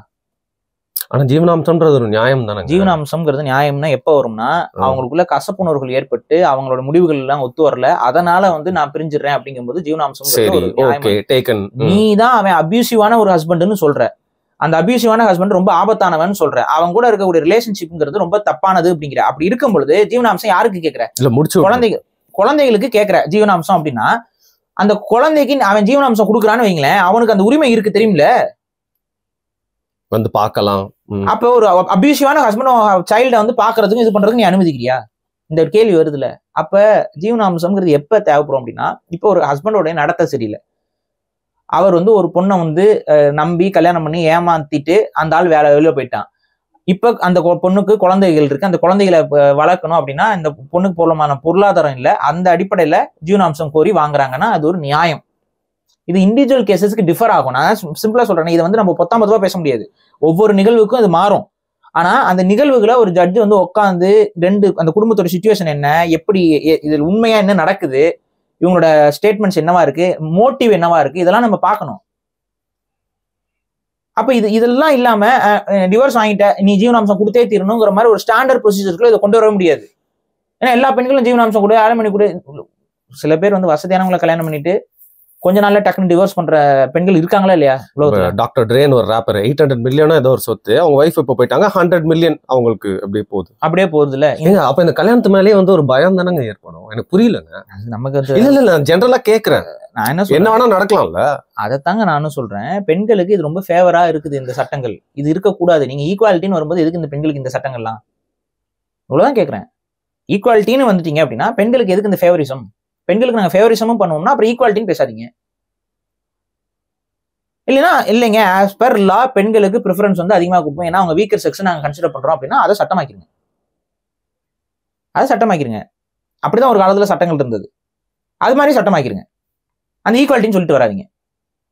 ஏன்னா ஆண்களுக்கு இங்க பேர்டன் என்பது அதிகமா இருக்கா இல்லையா? வேலையில இருந்து எல்லாத்துலயுமே எல்லா பிரச்சனையும் ஆணோட தலையில கிட்ட இருந்து எதிர்பார்க்கப்படுறது எல்லாமே, எல்லா பொறுப்பும் ஒரு ஆண் எடுத்துக்கணும், எல்லாம் பண்ணிக்கணும். அப்படி இருக்கும்போது ஒரு ஆண் எவ்வளவுதான் வந்து அவனால மூவ் பண்ணி வர முடியும்? அப்ப பெண்களுடைய சைட்ல இவங்களுடைய உளவியல் வந்து கரெக்டா இருக்கு, ஒரு நியாயத்தின் அடிப்படையில் நடுநிலையா நிக்கிறாங்கன்னா பரவாயில்ல. நடுநிலையா நிக்கிறது இல்ல பெண்கள், இதை வந்து அவங்களுக்கே தெரியுது. ஆனா இதை சொல்ல முடியல ஆண்களால. சொன்னா பெண்கள்லாம் ஒண்ணு சேர்ந்துட்டு ஆண்களை கடிப்பாங்க. இதான் இன்னைக்கு இருக்கிற சிச்சுவேஷன். இப்ப இந்த வீடியோக்கே வந்து போய் பாருங்க, பெண்கள்லாம் என்ன சொல்லி கதறுவீங்க? அப்படிலாம் இல்ல, எல்லா பெண்களும் அப்படி கிடையாது. நாங்களும் சொல்றோம், எல்லா பெண்களும் நாங்க சொல்லல. ஆனா இப்படி இருக்கிற பெண்களுக்கு நம்ம என்ன பண்றது? யாருமே அதை கேட்கறது இல்ல. கேட்கறதுக்கு அவங்களை ஒண்ணுமே பண்ண முடியாதுங்க. ஓப்பனா சொல்லவா, நிறைய ரேப் கேசஸ், நிறைய விஷயங்கள் வந்து பசங்க வந்து மாட்டிருப்பாங்க ஜெயில. அவங்க எல்லாம் பார்த்தா ரேப் பண்ணிட்டு வந்த மாதிரிலாம் தோணாது. நீங்க அவங்க கிட்ட கொஞ்சம் பேச்சு கொடுத்து பாருங்க. அதுல பாதிக்கு மேல லவ் பண்ணிருப்பாங்க, எங்கேயாவது போயிட்டு இது பண்ணிருப்பாங்க, கேஸ் வந்து வந்துடும். அவங்க வீட்டுக்கு அந்த பிள்ளைங்க போனோன்னே என்ன சொல்லும்? சிக்கிடுச்சு, ஏதோ பிரச்சனையில மாட்டிடுச்சு, பிரெக்னென்ட் ஆயிடுச்சு, உடனே என்னன்னா நிறைய பண்ணிட்டாங்க அப்படிங்கிறது. இப்படிதான் கேஸ் ஆகுது, பல கேசஸ் இப்படி ஆகுது. இப்ப நம்ம என்ன பண்றது? இந்த மாதிரி கேசஸ் நம்ம பிரிச்சு பார்க்கணும்ல. ரேப் பண்ற கேசஸ் இருக்குங்க, ஃபேக் ரேப் கேஸ். லவ் பண்றாங்க, லவ் பண்ணி வீட்டை விட்டு ஓடி போறாங்க. ஆனா இது வரைக்கும் லவ் பண்ணி வீட்டை விட்டு ஓடி போன அத்தனை பேர் மேலேயுமே ஆள் கடத்தல் வழக்கு தான் பதிவு செய்யப்பட்டிருக்கு, கற்பழிப்பு வழக்கு தான் பதிவு செய்யப்பட்டிருக்கு. தமிழ்நாடு முழுக்க இது அப்படிதான் இருக்கு. இதுதான் நாம்ஸ் தமிழ்நாடு முழுக்க. லவ் பண்ணிட்டு, அதனாலதான் நம்ம திரும்ப திரும்ப சொல்றது, லவ் பண்ணிட்டு பண்ற வேலையெல்லாம் லூசுத்தனம் பண்ணாதீங்கன்னு எதுக்கு சொல்றது? உண்மையிலதான் எல்லாமே உழுகும். அது அந்த பொண்ணு வந்து 18 வயசுக்கு கம்மியாலாம் இருந்துச்சுன்னா செத்த நீ போக்சோ வழக்குல போய் உட்காந்துக்கிட்டு இருப்ப. அப்படிதான் உட்காந்துருக்காங்க நிறைய பேரு. கேட்டா அந்த பிள்ளைக்கு அந்த வயசு ஒழுங்கா சொல்றது இல்ல. 18 வயசு ஆயிடுச்சு, 20 வயசு அப்படின்லாம் சொல்றது. ஆனா 17 வயசு இருக்கும், பார்த்தா தெரியாது. போக்சோ வழக்குல மாட்டிக்கிட்டு இவன் லைஃபே போயிடும். எதுக்குடா உனக்கு வந்து பொண்ணை கூட்டிட்டு போய் எதுக்கு ஓடி போய் கல்யாணம் பண்ற? எதுக்கு இந்த தேவையில்லாத வேலை? நீ ஓடி போயிட்டு கல்யாணம் பண்ணணும்னு நினைப்ப. நீ ஓடி போனவனே அவன் மேல கடத்தல் வழக்க போட்டுருவான், அவன் மேல ரேப் வழக்க போட்டுருவான், புடிச்சு தூக்கிட்டு போயிட்டே இருப்பான். நீ எங்க போய் ரெஜிஸ்டர் ஆபீஸ்ல போய் எங்க போய் கல்யாணம் பண்ணுவ? இருக்குல்ல நான் சொல்றது. நீ ரெஜிஸ்டர் ஆபீஸ்க்கே நீ முயற்சி பண்ணி போனீங்கனாலும் அங்க இருந்து உனக்கு அங்க போயிடும், இந்த இதுல வராங்க, இவங்க யாரு என்னன்னு விசாரிங்க, போலீஸ் வந்துடும். அங்கேயே அவன் மேல ரேப் கேஸ், அங்கேயே அவன் மேல கடத்தல் வழக்கு போட்டு தூக்கிட்டு போவாங்க. இது நடந்துகிட்டு இருக்கு தமிழ்நாட்டுல. நடக்கலன்னு நினைக்காதீங்க. கொஞ்சம் இன்ஃபுளுன்ஸான பெண் வீட்டார் இந்த வேலையை தான் பண்ணிட்டு இருக்கிறாங்க. அவங்க பொண்ணு கொஞ்சம் இன்ஃபுளுன்ஸ் ஆன, அது அவங்க குடும்பம் இன்ஃபுளுன்ஸா இருக்கணும் அவசியம் இல்லை. அவனோட உறவினர்ல எவனா இன்ஃபுளுன்ஸா இருந்தாலும் நீ செத்த. இதுதான் இங்க நடந்துட்டு இருக்கு. இதெல்லாம் வந்து பொய் வழக்கு தான். இது வந்து காவல்துறைக்கும் தெரியும், ஜட்ஜஸ்க்கும் தெரியும். இருந்தாலும் இந்த வழக்குகள் பதிவு செய்யப்படுது, இது விசாரிக்கப்படுது. அவன் ஜெயிலுக்கு உட்காந்துருப்பான், அவன் ஒவ்வொரு வாய்தாவும் போய்கிட்டு தான் இருக்கணும். அவன் லைஃப் ஸ்பாயில், அவனுக்கு வேலை கிடைக்காது, ஒன்றும் கிடைக்காது. இது என்னங்க இது? இது மாதிரி எத்தனை ஆண்களோட வாழ்க்கை ஸ்பாயில் ஆகிட்டு இருக்குன்னு ஜெயிலுக்கு போயிட்டு வந்தவங்களுக்கு தெரியும். இப்ப இதுக்கு எப்படி முற்றுப்புள்ளி வைக்கிறது? இப்ப இந்த அத்துல் மாதிரியான நபர் 300 பேர் சாகக்கூடாது அப்படின்னா எந்த இடத்துல நம்ம செக் வைக்கிறது? நம்ம தமிழ்நாட்டிலயும் சென்னையிலயும் கூட இது மாதிரி நிறைய பேர் இருக்காங்கல்ல. நிறைய பேர் இன்னும் காசு கட்டிட்டு உட்காந்துட்டு இருக்காங்க. சில பேர் வந்து 2000 ரூபாய் கூட கட்டாம சுத்துறவங்களும் இருக்காங்க, இன்னும் வெக்கமேலாம் சுத்திட்டு இருக்காங்க. அது நம்ம பார்த்துட்டு தான் இருக்கிறோம். ஊர் நியாயம் பேசுறதுக்கு கையில காசு 3 கோடி ரூபாய்க்கு. இந்த மாதிரியான பெண்கள் அந்த மாதிரியான ஆண்கள்கிட்ட வர்றதில்ல. 3 கோடி ரூபாய்க்கு யாரோ ஒரு பிள்ளைக்கு எல்லாம் வந்து வீடு வாங்கி கொடுக்க முடியும் இவங்கனால. 2000 ரூபாய் ஜீவனாம்சம் கொடுக்க முடியாதுன்னு சொல்லிட்டு கோர்ட்ல போய் நின்று வருவாங்க. இது சுத்திட்டு இருக்காங்க இவங்களும் ஒரு குரூப். அப்பேற்பட்ட ஆண்கள் இருக்காங்க. ஆனா சப்மிசிவா வந்து என் பொண்டாட்டி மாதிரி போயிட்டா என் பிள்ளைங்க என்ன விட்டு போயிருன்னு சொல்லிட்டு அந்த அக்கிரமத்தெல்லாம், அவங்க அரக்கத்தனத்தெல்லாம் தாங்கிட்டும் அந்த குடும்பத்தை ஓட்டிக்கிட்டு ஒரு அடிமை மாதிரி இருக்க ஆண்களும் இருக்காங்க. நிறைய பேருக்கு விந்தையா இருக்கும் இதை சொல்றது நினைச்சா. இல்ல இருக்கு. ஏன்னா வந்து இப்ப ஒரு பயந்து வாழக்கூடிய ஆண்கள் நிறைய பேர் இருக்காங்க. இருக்கிறாங்கன்னு சொல்லாங்க, நிறைய பேர் இருக்கிறாங்க. இதுதான் உண்மை. என்னன்னா சப்போஸ் இந்த பொண்ணு வந்து நம்ம டிவோர்ஸ் பண்றோம்னா, நம்ம ஒரு கவர்மெண்ட் ஜாப்ல இருப்பாப்ல, நல்ல கவர்மெண்ட் உத்தியோகம், இந்த பொண்ணு வந்து டிவோர்ஸ் பண்ற அளவுக்கு ப்ரெஷர் பண்ணுது, ரொம்ப டார்ச்சர் பண்ணுது, தொடர்ச்சியா கொடுமை பண்ணிட்டு இருக்கு, என்ன பதில் சொல்றதுன்னு தெரியல. இந்த நேரத்துல வந்துட்டு இந்த பொண்ணு வந்து சப்போஸ் வெளியில போய் ஏதாவது கேஸ் சுடுச்சுன்னா என்ன ஆகும்? கவர்மெண்ட் ஜாப்ல இருக்கிறப்போ கவர்மெண்ட் ஜாப் போயிடும். மிரட்டுறது, நீ என்ன பெரியவனா, நான் ஒரு கேஸ் கொடுத்தா உன் லைஃபே ஸ்பாயில், பாக்குறியா அப்படிங்கிறது. இந்த சூர்யா இல்ல சொல்ற மாதிரி ஒரு ஒய்ஃப் ஃபேக்கா போயிட்டு ஒரு கவர்மெண்ட் எம்ப்ளாயி மேல வழக்கு பதிவு பண்ணா, வழக்கு பதிவு பண்ண அடுத்த நிமிஷம் சோலி முடிஞ்சு அவன் வேலையை விட்டு வெளியே வரணும். அவன் எந்த ரியாக்ஷன் பண்ணக்கூடாது. அவன் அடிக்க முடியாது, அவன் இது பண்ண முடியாது, அபியூசிவா திட்டினா கூட ரெக்கார்ட் பண்ணி போனா முடிஞ்சிச்சு அவன் லைஃப். என்னங்க இது வாழ்க்கை, மனுஷ வாழ்க்கை? ஆம்பளை வாழ்க்கையை யோசிச்சு பாருங்க. ஒரு பொண்ணு சம்பாதிக்கும் போது ஒரு ஹஸ்பண்டுக்கு கொடுக்க வேண்டிய ரெஸ்பெக்டா எல்லார் வீட்லயும் கொடுத்துறாங்களா? சொல்லுங்க. நீங்க கேட்பீங்க ஹஸ்பண்டுக்கு எதுக்கு ரெஸ்பெக்ட் கொடுக்கணும் அப்படின்ட்டு. நீ ஏன் இப்போ புருஷனுக்கு ரெஸ்பெக்ட் கொடுக்கணும், உன் புள்ள எப்படி அப்பாவுக்கு ரெஸ்பெக்ட் கொடுக்கும்? இப்போ புள்ள அப்பாவுக்கு ரெஸ்பெக்ட் கொடுக்கணுமா வேண்டாமா? இதுக்கு பதில் கொடுக்கணும். எங்க இந்த ரெஸ்பெக்ட் வரும்? என்னதான் கேட்கறேன், எங்க இந்த ரெஸ்பெக்ட்? நீங்க உங்க ஹஸ்பண்டை மதிக்க வேண்டிய அவசியம் இல்லை, உங்க குழந்தை உங்க ஹஸ்பண்டை மதிக்கணுமா வேண்டாமா? இப்ப அப்படியே உள்டாவா இந்த கேள்வி கேட்கறான். ஒரு ஒய்ஃபுக்கு ஒரு ஹஸ்பண்ட் மதிப்பு கொடுக்கணுமா வேண்டாமா? கண்டிப்பா கொடுக்கணும். ஏங்க கண்டிப்பா கொடுக்கணும்? இப்ப இந்த கேள்வியை இப்படி திருப்பி போட்டா உங்களுக்கு என்ன தோணுது? கொடுக்கணுமான்னு தோணுது. அதே கேள்வி இப்படி திருப்பி போட்டா என்ன கண்டிப்பா நொட்டணும்? ஏன் கண்டிப்பா நொட்டணும்? ஏன் அங்க நொட்டல இங்க நொட்டணும்? இவ்வளவுதான் விஷயம். உலகத்துக்குள்ள போயிட்டு இருக்கோம். ஆமா, இதை நீங்க நார்மலைஸ் பண்ணிட்டு இருக்கீங்க. ஒரு ஹஸ்பண்டுக்கு ஒரு ஒய்ஃப் மரியாதை கொடுக்கணும்னா அது தப்பான டேர்மா? ஆனா ஒரு ஒய்ஃபுக்கு ஒரு ஹஸ்பண்ட் மரியாதை கொடுக்கணும் கொடுத்தே ஆகணுமானா என்ன மாத்தி விட்டாங்களா உங்களையும்? இதுதான் பிரச்சனை. சமீபத்துல மென்ஸ் டே போச்சு பாரு. அன்னைக்கு வந்து மென்ஸ் டே வந்து அவங்களோட வீரத்தை பத்தி கம்பீரத்தை பத்தி பேசும்போது மென்டல் ஹெல்த் பத்தி பேசிட்டு இருக்காங்க. வேற வழி இல்ல. இன்னைக்கு வந்து ஒரு ட்ரக் பேஸ்டான சொசைட்டியா ஆண்கள் தள்ளப்படுறதுக்கு இதெல்லாம் ஒரு காரணமாவும் அமையுது. குடும்பத்துல கஷ்டம், என்ன பண்றதுன்னு தெரியல, சரக்கடிச்சு மல்லாக்கப்படுத்து விழுகுறாங்களா இல்லையா? எல்லார்ட்டையும் போய் கேளுங்க. குடிகாரன்ட்ட போய் 10 பேர்கிட்ட கேளுங்க, என்னடா அவன் பிரச்சனை அப்படின்னு கேளுங்க. குடும்பத்துல பிரச்சனை தான் சொல்லுவான் முத வேலையா. எனக்கும் அவனுக்கும் ஒத்து வரல, என் பிசினஸ் பார்ட்னருக்கும் எனக்கும் ஒத்து வரல, அதனால நான் குடிக்கிறேன்னு எவனாவது குடிக்காரன் பேசியிருக்கானா? என் பொண்டாட்டிக்கும் எனக்கு ஒத்து வரல, எங்க வீட்டுக்கும் எனக்கு ஒத்து வரல, என் பிள்ளையெல்லாம் நான் மதிக்க மாட்டேங்குதுன்னு தான் குடிச்சுட்டு கிடப்பான். ரீசன் எங்க இருந்து வருது? அப்ப நான் தான் சொல்றேன், ஒரு பெண் என்பவங்க அந்த ட்ரெடிஷனல் ஃபேமிலி ஸ்ட்ரக்சர்ல அதுக்காகத்தான் அந்த ட்ரெடிஷன்ஸை நம்ம உருவாக்கி வச்சிருக்கிறோம். அந்த ட்ரெடிஷனுக்கு நம்ம மதிப்பு கொடுக்கணும். இன்னைக்கு நம்ம சூழல்கள் மாறி இருக்கு, but the tradition has to be there. ஒரு ஆண் ஏர்னிங்ல முக்கியமான ஏர்னிங் ஒரு ஆணோட தான் இருக்கணும். நான் என்ன சொல்றேன், நீங்க சம்பாதிக்கணும். ஆனா நீங்க வந்து இப்போ ஒரு 5 லட்ச ரூபாய் சம்பாதிக்கிற ஒரு பெண் அப்படின்னா, உங்களுடைய ஹஸ்பண்ட் உங்களோட அதிகமா சம்பாதிச்சாதான் நீங்க அவரை மதிக்கிறீங்க. உண்மையா இல்லையா? நிதர்சனம். நீங்க 5 லட்ச ரூபாய் சம்பாதிக்கிறீங்க, உங்க ஹஸ்பண்டும் 5 லட்சம் தான் சம்பாதிக்கிறாரு அப்படின்னா அங்க மரியாதை இருக்குல்ல. உனக்கு ஈக்குவலா தானே மரியாதை நீங்க கொடுக்கறது இல்லை. ஏன் கொடுக்கறது இல்லை? இது எல்லாருக்குமே தெரியும். நம்ம ஓப்பனா சொல்றோம், நம்ம உண்மையா பேசிட்டு இருக்கோம். கோவா படத்துல வர ஸ்னேகா மாதிரி ஸ்டார்டிங்ல நல்லா லவபிளா எந்தெல்லாம் உந்தனடா அப்படின்னுவாங்க, அப்புறம் போக மனுஷனாவது மதிக்க மாட்டாங்க. இதுதான் நடந்துகிட்டு இருக்கு இன்னைக்கு லைஃப்ல. அப்ப 5 லட்ச ரூபாய் சம்பாதிக்கிற பொண்ணு 10-15 லட்ச ரூபாய் சம்பாதிக்கிற ஆணைத்தான் ஓரளவுக்கு ரெஸ்பெக்ட் பண்றாங்க. இங்க இன்னொரு விஷயம் இருக்கு.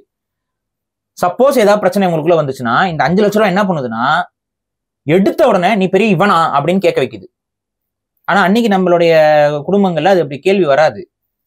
ஏன்னா இவர் தான் நமக்கு எல்லாத்தையும் செஞ்சுட்டு இருக்காரு, இவரை நம்பிதான் நம்ம இருக்கிறோம், அட்லீஸ்ட் அவருக்கு நம்ம மரியாதை கொடுக்கணுங்கிற எண்ணம் அன்னைக்கு இருந்த பெண்களுக்கு இருந்துச்சு. இன்னைக்கு நான் அதனாலதான் சொல்றேன், ஆண்கள் ஒரு விஷயத்த முடிவு பண்ணிக்கோங்க. இப்ப கல்யாணம் பண்ணக்கூடிய பெண் வந்து சம்பாதிக்கணுங்கிற இடத்துல ஆண்கள் தப்பா சில பேர் முடிவு பண்றாங்க. நீங்க முடிவு பண்ணிக்கோங்க, உங்களோட ஒய்ஃபை நீங்க டேக் கேர் பண்ணிக்கிறேன்னு முடிவு பண்ணிக்கோங்க. உங்க லைஃப் வந்து பிரச்சனை இல்லாம இருக்கும். இல்ல என் ஒய்ஃபும் சம்பாதிக்கணும்னு எதிர்பார்த்த அப்படின்னா இந்த ரிஸ்க் உனக்கு இருக்கு, உன் லைஃப்ல இருக்கு.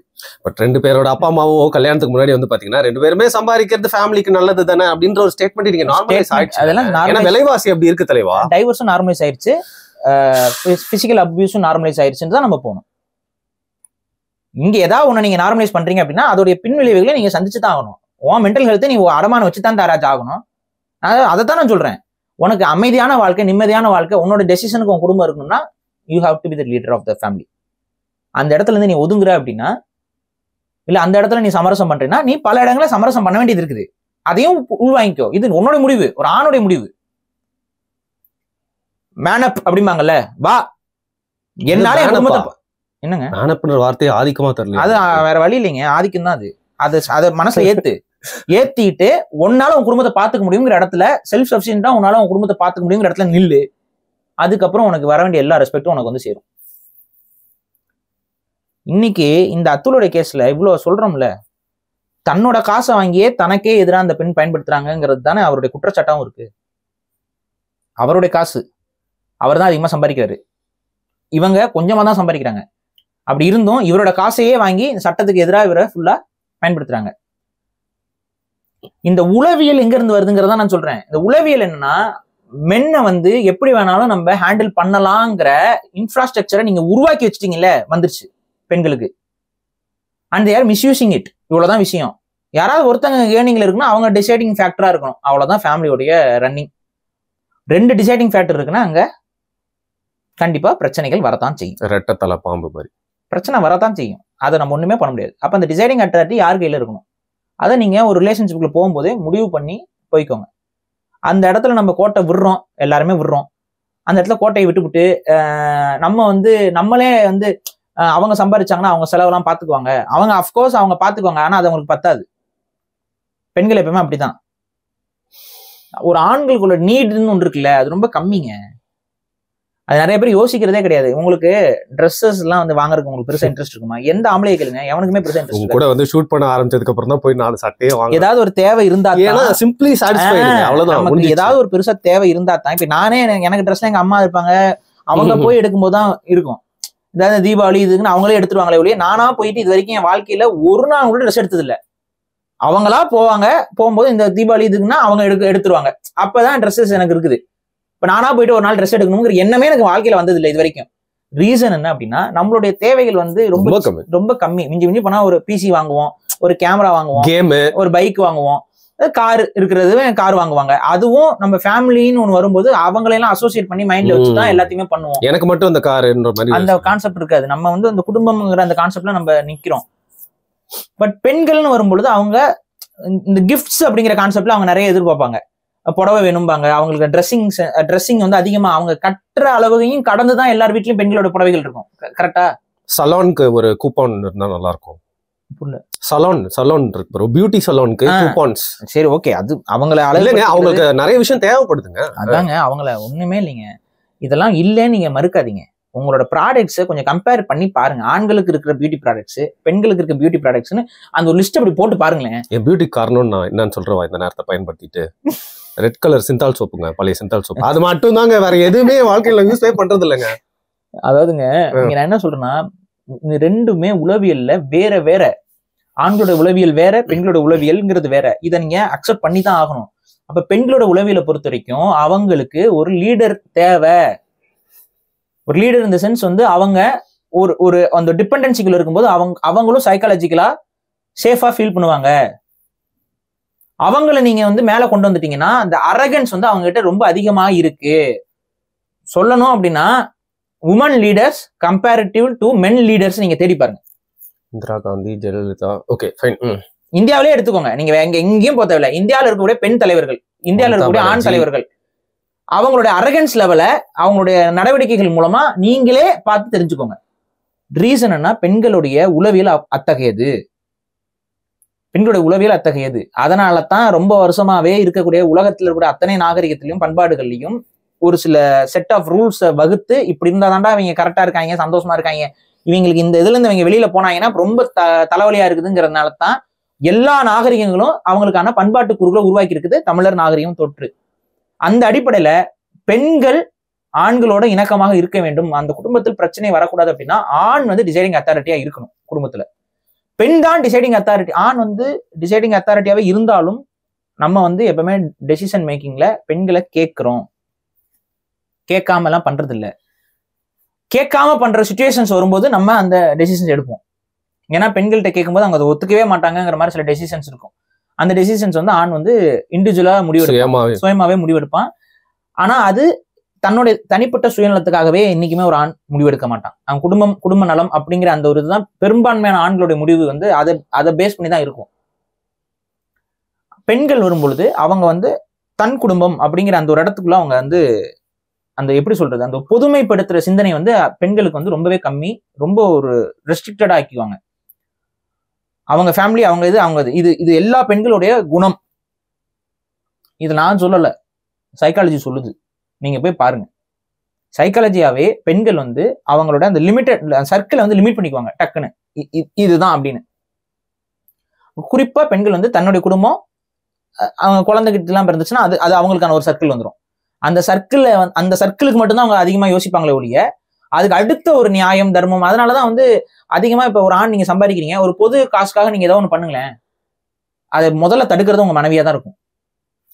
வள்ளுவர் சொல்றாரு, பெண்வெளி சேரால் அப்படின்னு சொல்லி ஒரு அதிகாரத்தை வள்ளுவர் எழுதி வச்சிருக்காரு. வள்ளுவர் முட்டாள் கிடையாது. என்ன சொல்றாரு அதுல? நல்லா போய் படிச்சு தெரிஞ்சுக்கோங்க. சரி, இப்ப நான் சொன்னதுதான் அவருடைய மொழியில சொல்லியிருப்பாரு. அந்த உளவியல் தன்மை, பெண்வெளி சேரால்னா ஒரு பெண்ணுடைய பேச்சை கேட்டு செய்யக்கூடாதவைன்னு ஒண்ணு இருக்கும். உதவி, அதெல்லாம் என்னன்னு லிஸ்ட் பண்றது, அதெல்லாம் லிஸ்ட் பண்ணிருப்பாரு. உதவி செய்யறது, நாட்டுக்கு நல்லது செய்யறது, இதெல்லாம் பெண் வந்து உன்னை அனுமதிக்க மாட்டாங்கிறாங்க. இப்போ ஒரு சமீபத்துல இந்த சிவகார்த்திகேயன் படம் வந்துச்சுல, அமரன் ஒரு படம் வந்துச்சுல, அந்த படத்துல அவங்க அம்மா வந்து தன் பையனுக்கு எப்படி நினைக்கிறாங்க, நாட்டுக்கு போவாத, ராணுவத்துக்கு போவாத, தேவையில்லை, செல்ஃபிஷா தானே அவங்க திங்க் பண்ற மாதிரி தானே அந்த படத்துல காட்டுறாங்க. அது உண்மையை நமக்கு என்னன்னு தெரியாது, பட் அந்த படத்துல அப்படித்தானே காட்டுறாங்க. அதை நீங்க எல்லாம் அக்செப்ட் பண்ணிக்கிறீங்களா, ரிலேட் பண்ணிக்கிறீங்களா? அது என்ன நடக்குது, கண்ணு முன்னாடி அதிகமா நடக்குது. நீங்க உங்களால ரிலேட் பண்ண முடியாத ஒரு விஷயம் என்னன்னா, ஒரு பெண் தன் கணவன் இறந்ததுக்கு அழுகாமல் கூட போய் பதக்கம் வாங்குறாங்கிறதா உங்களால ரிலேட் பண்ணிக்க முடியல. அந்த அளவுக்கு தியாகிகள் இருக்காங்களான்னு எக்ஸப்ஷனலா நீங்க திங்க் பண்றதுனாலதான் அவங்க மனைவிக்கு நீங்க ரொம்ப முக்கியத்துவம் கொடுத்து பாக்குறீங்க, எக்ஸப்ஷனல் கேரக்டர்னால. பட் உங்களோட இந்த ரியாலிட்டி பாருங்க, இந்த ரியாலிட்டி இன்னைக்கு நிறைய ராணுவ அதிகாரிகள் வந்து வாலண்டரி ரிட்டையர் வாங்குறாங்களே, அவங்க கிட்ட போய் மனசாட்சி தூக்கி கேளுங்க, எதனால வாலண்டரி ரிட்டையர் வாங்கிட்டீங்கன்னு. வீட்டுல ஒய்ஃப் ஒத்துக்கல, அப்பா அம்மா ஒத்துக்கல, இதுதான் இருக்கும் மெஜாரிட்டி. எனக்கே பயமா இருக்குன்னு எந்த ஆணும் பெருசா சொல்றது இல்ல, உண்மையாவும் இருக்கிறது இல்ல. ஏன்னா அவங்க அப்படி பயப்படுறவங்க ராணுவத்துக்கே போயிருக்க மாட்டாங்க. சோ இவ்வளவுதான் விஷயம். அப்ப பெண்களுடைய உளவியல் என்பது இவ்வாறு தான் கட்டமைக்கப்பட்டிருக்கு. இந்த உண்மையை வந்து இன்னைக்கு இந்த ஃபெமினிசம்ங்கிற அந்த கான்செப்ட் எல்லாம் வந்ததுக்கு அப்புறம் நிறைய பேர் வந்து பேசுறதுக்கு தயங்கி, இந்த ஃபெமினிசம் அப்படின்னா ஒரு பெண்ணை நம்ம ரெஸ்பெக்ட் பண்ற இடத்துல நம்ம வச்சிருக்கோமாங்கிறது தான் ஃபெமினிசம். புரியுதுங்களா? ஒரு பெண்ணுக்கு வந்து நம்ம ஒரு உளவியலாக ஒரு பெண்ணை வந்து இந்த மானுட சமூகம் எவ்வாறு எடை போடுதுங்கிறது தான் ஃபெமினிசம். ஈக்குவல் ரைட்ஸ் கிவன், ஈக்குவலான டிசிஷன் மேக்கிங் கிவன், அதுதான், அவ்வளவுதான். அதுக்கு மேல நீங்க ஒரு ப்ரையாரிட்டிஸ் பண்றீங்கன்னா அங்க ஃபெமினிசம் கிடையாது. இங்க பண்றாங்களா இல்லையா? ஒரு ஆண்னால ஒரு பெண் மேல கம்ப்ளைண்ட் பண்ணா அதை வந்து சிரிக்கிறாங்க. அப்ப ஈக்குவாலிட்டிங்கிற இடத்துனா ஈக்குவாலிட்டி. ஆனா இன்னைக்கு அப்படி கிடையாது. இங்க இருக்கிறது பார்ஷியாலிட்டி. ஈக்குவாலிட்டி வேற, பார்ஷியாலிட்டிங்கிறது வேற. நீங்க யாருக்கு பார்ஷியாலிட்டி காட்டுறீங்க அப்படின்னா, பெண்களுக்கு இந்த சட்டம் என்பது பார்ஷியாலிட்டி காட்டுது, ஈக்குவாலிட்டி காட்டல. இவ்வளவுதான் விஷயம். ஒரு காலத்துல பெண்களுக்கு ஓட்டுரிமை கிடையாது, வெள்ளைக்காரங்க கிட்ட தான். நம்ம கிட்ட இந்த ஜனநாயகம் வரும்போது கிட்டத்தட்ட அந்த ஈக்குவல் ஓட்ஸ் எல்லாம் வந்துருச்சு. ஆனா வெளிநாட்டுகள்ல இருந்து எடுத்துக்கிட்டீங்கன்னா, அவங்க எல்லாம் வந்து பாத்தீங்கன்னா, இப்ப அமெரிக்கால எல்லாம் பெண்களுக்கு வந்து ரொம்ப லேட்டா தான் அவங்களுக்கு வந்து வாக்கு போடுற உரிமை எல்லாம் அவங்க வாங்குறாங்க. யூரோப்லயும் அதே தான். அப்ப ஓட்டுரிமை எல்லாம் அவங்களுக்கு மறுக்கப்பட்டிருந்தது. அதுக்கப்புறம் வந்துட்டு இன்னும் நிறைய அந்த குடும்பம் சார்ந்த விஷயங்கள், அவங்க டெசிஷன் எடுக்கிறதுல எல்லாம் அவங்களை வந்து ரொம்ப ஒரு மாதிரி துச்சம்னா கருதுறாங்க. அவங்களுக்கு விருப்பமே இல்லாமலாம் கல்யாணம் பண்ணி வைக்கிறதுலாம் ரொம்ப நார்ம்ஸா இருந்துச்சு. இந்த மாதிரியான விஷயங்கள் இருந்த காலகட்டத்துல நமக்கு அந்த ஃபெமினிசம்ங்கிற கோட்பாடு தேவைப்பட்டுச்சு. அதன் மூலமாக பெண்கள் ஈக்குவல், பெண்ணும் ஆணும் சமம் அப்படிங்கிற அந்த ஒரு உளவியலுக்கு இது தேவைப்பட்டுச்சு. ஆனா இன்னைக்கு over doing it will lead to partiality. நம்ம ஓவர் டூ பண்றோம், அதுல பேலன்ஸ் மிஸ் ஆகும். பேலன்ஸ் மிஸ் ஆயிருச்சு. என்னைக்கும் இந்தியாலாம் ரொம்ப ரொம்ப வருஷமா மிஸ் ஆகி தான் போயிட்டு இருக்கு. இன்னைக்கு ரெக்ரூட் பண்றதுலேயே வந்து பெண்களுக்கு நாங்க முன்னுரிமை கொடுக்குறோம்னு சொல்லிவிட்டு இன்னைக்கு கவர்மெண்ட் எம்ப்ளாயர்ஸ்ல ஆண்களுக்கு வேலை வாய்ப்பு ரொம்ப அடி வாங்கிட்டு இருக்கு. ஏன்னா தமிழ்நாடு கவர்மெண்ட் வந்து பாத்தீங்கன்னா 60% ஆஃப் இதை வந்து பெண்களுக்குன்னு சொல்லி தூக்கி வச்சுட்டு இருக்காங்க. அதெல்லாம் பெரிய அளவு ஆண்களுக்கு வந்து பாதிப்பு. இன்னைக்கு புதுசா இப்ப ரெக்ரூட் ஆயிருக்கவங்களோட லிஸ்ட் எடுத்து பாருங்க, எத்தனை % ஆண்கள் இருக்காங்க, எத்தனை % பெண்கள் இருக்காங்க. இங்க இன்னொரு கேள்வி முக்கியமானது, ஒரு ஆணுக்கு வேலை இல்லைன்னா அவன் சமூகத்துல எங்க வைக்கப்படுறான்? பெண்ணுக்கு வேலை இல்லைனாலும் அவங்க சமூகத்துல ஒன்றும் பிரச்சனை இல்லை அவங்களுக்கு. ஒரு பொண்ணுக்கு வேலை இல்லை அப்படின்னா ஒரு நல்ல வேலை செய்யற இடத்துல அந்த பொண்ணை கல்யாணம் பண்ணி கொடுத்துட்டா அந்த பொண்ணு செட்டில்டு அப்படிங்கிற ஒரு விஷயம் இருக்கு. ஒரு ஆணுக்கு வேலை இல்லைன்னா இந்த சமூகம் என்னவா பார்க்கும்? தண்டம். ஒரு நல்ல வேலைக்கு போற பொண்ணுக்கு கல்யாணம் பண்ணி வச்சிடலாமேடா, பண்ண மாட்டேங்கிறீங்களே. எவனாவது பண்றீங்களா? எந்த அப்பனாவது எவனுக்காவது தோணுதா? பையனுக்கு வேலை இல்லை, பொண்ணு தான் சம்பாதிக்குதுல, கல்யாணம் பண்ணி வைக்கணும், நல்லா பாத்துக்குவாங்கன்னு சொல்றீங்களா? ஏன் அப்ப மட்டும் வர மாட்டேங்குது? ஈக்குவாலிட்டினா அது வரணும். வேலைக்கு போகாத பிள்ளைய ஒரு ஆணுக்கு கல்யாணம் பண்ணி வைக்கும் பொழுது அது கரெக்டா இருக்கு. அதே போல வேலைக்கு போகாத ஒரு பையனை ஒரு பொண்ணுக்கு கல்யாணம் பண்ணி வைங்களா, வேலைக்கு போற பொண்ணுக்கு பண்றது இல்ல. ஏன் பண்றது இல்ல? அங்கதான் ஈக்குவாலிட்டி கேள்விக்குரியாது. நீ பார்ஷியாலிட்டி பாக்குற. வேலைக்கு போற பொண்ணுக்கு அதை விட அதிகமாக சம்பாதிக்கக்கூடிய ஆண் மகனுக்கு திருமணம் செய்து கொடுக்கறது. ஏன்? வயசு வருஷாவா இருக்கலாம்ல. இவ்வளவுதான் விஷயம். ஒரு பையன் படிக்கல, அவனுக்கு படிச்ச பொண்ணை கட்டி கொடுத்துருவாங்களா? ஏன்? ஆனா எத்தனையோ படிக்காத பொண்ணுங்களுக்கு படித்த ஆண்களை கல்யாணம் பண்ணியிருக்காங்களா இல்லையா? இவ்வளவுதான் விஷயம். இங்கதான் பெண்கள் வந்து பாதுகாக்கப்படுகிறார்கள். தப்பு கிடையாது நான் சொல்றேன். ஆனா ஈக்குவாலிட்டின்னு பேசி இதை பண்ணாத. பெண்கள் வந்து கொஞ்சம் ஆண்களுக்கு சம்மிசிவா இருந்தா தான் குடும்பம் உருப்படும் அப்படின்னு சொல்லிட்டு வேணா இதை பண்ணு. உண்மையை சொல்லிட்டு இதை பண்ணு. ஈக்குவாலிட்டின்னு சொல்லி நீங்க வந்து இருக்கக்கூடிய பெண்களோட உளவு எல்லாத்தையும் சிதைச்சு விட்டுட்டு இன்னைக்கு ரொம்ப கரப்டா யோசிக்கிறாங்க பெண்கள்.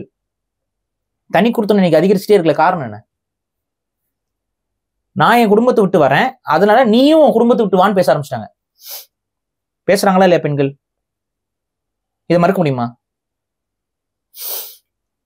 அப்படி பேசுற பெண்கள் எத்தனை பேரு இல்ல நம்ம குடும்பம் வந்துருச்சு, நான் என் குடும்பத்துக்கு எதுவும் செய்ய மாட்டேன்னு சொல்லிடுவாங்களா? நம்ம குடும்பம்னு ஒன்று வந்துருச்சு, இனிமேல் என் குடும்பத்தை விட்டுரு, நீ உன் குடும்பத்தை விட்டுருன்னு சொல்லுவாங்களா? நான் என் குடும்பத்தை ஃபுல்லா விட்டுறேன், நீயும் உன் குடும்பத்தை ஃபுல்லா விட்டுருன்னு சொல்லுவாங்களா? என்னைக்கா சொல்றாங்களா? ஒரு பெண் ஒரு குடும்பத்தை விட்டு வருகிறார்கள் என்றால் அவங்க ஒரு குடும்பத்தை உருவாக்குவார்கள்.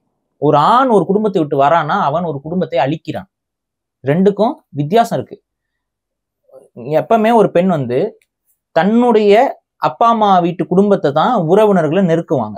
பார்த்திருக்கீங்களா?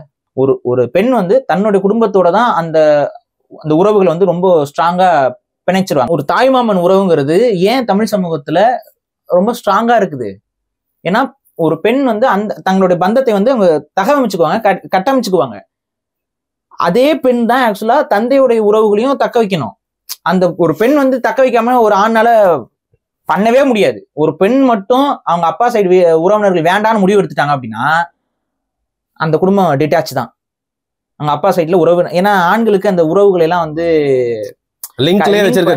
எல்லாம் தெரியாது. என்னைக்கா ஒரு நாள் பேசுவோம் பார்ப்போம் அவ்வளவுதானே ஒழிய அந்த ஒரு லிங்கிங் கெப்பாசிட்டி ஆண்களுக்கு ரொம்பவே கம்மி. ஒரு பெண் தான் வந்து அங்க அந்த பாலமா இருக்கும். உங்க வீட்டுல என்ன நினைச்சுன்னு ஒரு 1/2 மணி நேரம், எங்க வீட்டுல நினைச்சு ஒரு 1/2 மணி நேரம் அது பிரிட்ஜ் பண்ணுவாங்க, பாலமா இருப்பாங்க. இது வந்து பெண்களாலதான் முடியும். சைக்காலஜிக்கலா ஒரு ஆண் வந்து இருக்கீங்களா, நாங்களும் இருக்கோம், அவ்வளவுதான், முடிஞ்சு போச்சு. அவ்வளவுதான். ஏதோ நல்லது கெட்டதுக்கு தலையை காட்டுவாங்க, வருவாங்க, அவ்வளவுதான் ஆண்களோடது. அங்கேயும் போயினாலும் உட்காந்து எதுவும் பேச மாட்டாங்க. இவங்கிட்ட பேசி என்ன பிரயோஜனம்? அவ்வளவுதான். இது ஆண்களுடைய மென்டாலிட்டி. அப்ப அங்க அதிகமா உலக நாயம் ஊர் நாயம் எல்லாத்தையும் பேசி அந்த குடும்பத்தை வந்து பிணைக்கக்கூடிய பாலமாகவே பெண்கள் தான் இருப்பாங்க. ஆனா இன்னைக்கு பெண்கள், இன்றைய பெண்கள் அந்த வேலையை கரெக்டா செய்யறாங்களான்னு பாருங்க. அவங்களுடைய தப்பான உளவியல் ஊட்டல் இவங்க என்ன கொண்டு ஆயிடுச்சுன்னா, ஹஸ்பண்டோட நீ தனி கொடுத்துன வந்தீங்கன்னா தான் உன் லைஃப் கரெக்டா இருக்கும். அவங்க அப்பா அம்மா கூட நீ இருக்கக்கூடாது, அவங்களோட எந்த டச்சும் வச்சுக்க கூடாது. அவங்க அப்பா அம்மாவுக்கு செஞ்சுக்கிட்டு இருந்தா இந்த பிரச்சனை இருக்கா இல்லையா? ஒரு பையன் அவங்க அப்பா அம்மாவுக்கு செய்யறதையே தடுக்கக்கூடிய பெண்கள் இருக்காங்களா இல்லையா? நம்ம நடைமுறையில பார்த்துட்டு இருக்கோம். இல்லைன்னு பேசாதீங்க. ஃபார் ஆர்குமெண்ட் சேக்கு நான் இங்க பேசல. ஆர்குமெண்ட் ஓரம் வச்சுட்டு நடப்ப பேசுவோம். கசப்பான உண்மைகள். இந்த கசப்பான உண்மை என்னன்னா, பல பெண்கள் ஆண்களை தனி கொடுத்தனம் இழுக்கிறதுலே அவங்களுடைய தலையாய பணியா இருக்கிறாங்க. இன்ஃபேக்ட் நீங்க மேரேஜ் இதுல போய் பாருங்க, தனி கொடுத்தனம்ங்கிறது வந்து ஒரு இந்த மாதிரி கேக்குற ரிக்வயர்மெண்ட் நாம் இப்படின்னு பாக்குறாங்க. ஏன் இவ்வளவுதான் கேள்வி.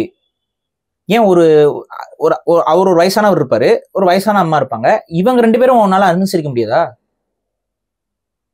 புதுசா ஒருத்தனை அவனே தெரியாது, அவனை நீ அனுசரிச்சுக்குவ. அதே போல ஒரு வயசானவங்க ஒரு வயசான அம்மா அனுசரிக்கிறதுல என்ன பிரச்சனை? இன்ஃபேக்ட் ஒரு அப்பா அம்மா வீட்டுல இருக்கும் பொழுது இந்த டொமஸ்டிக் வயலன்ஸுக்குலாம் நிறைய வாய்ப்புகள் குறையும். சம் எக்ஸப்ஷன்ஸ் இருக்கு, சைக்கோ குடும்பங்களும் இருக்கு.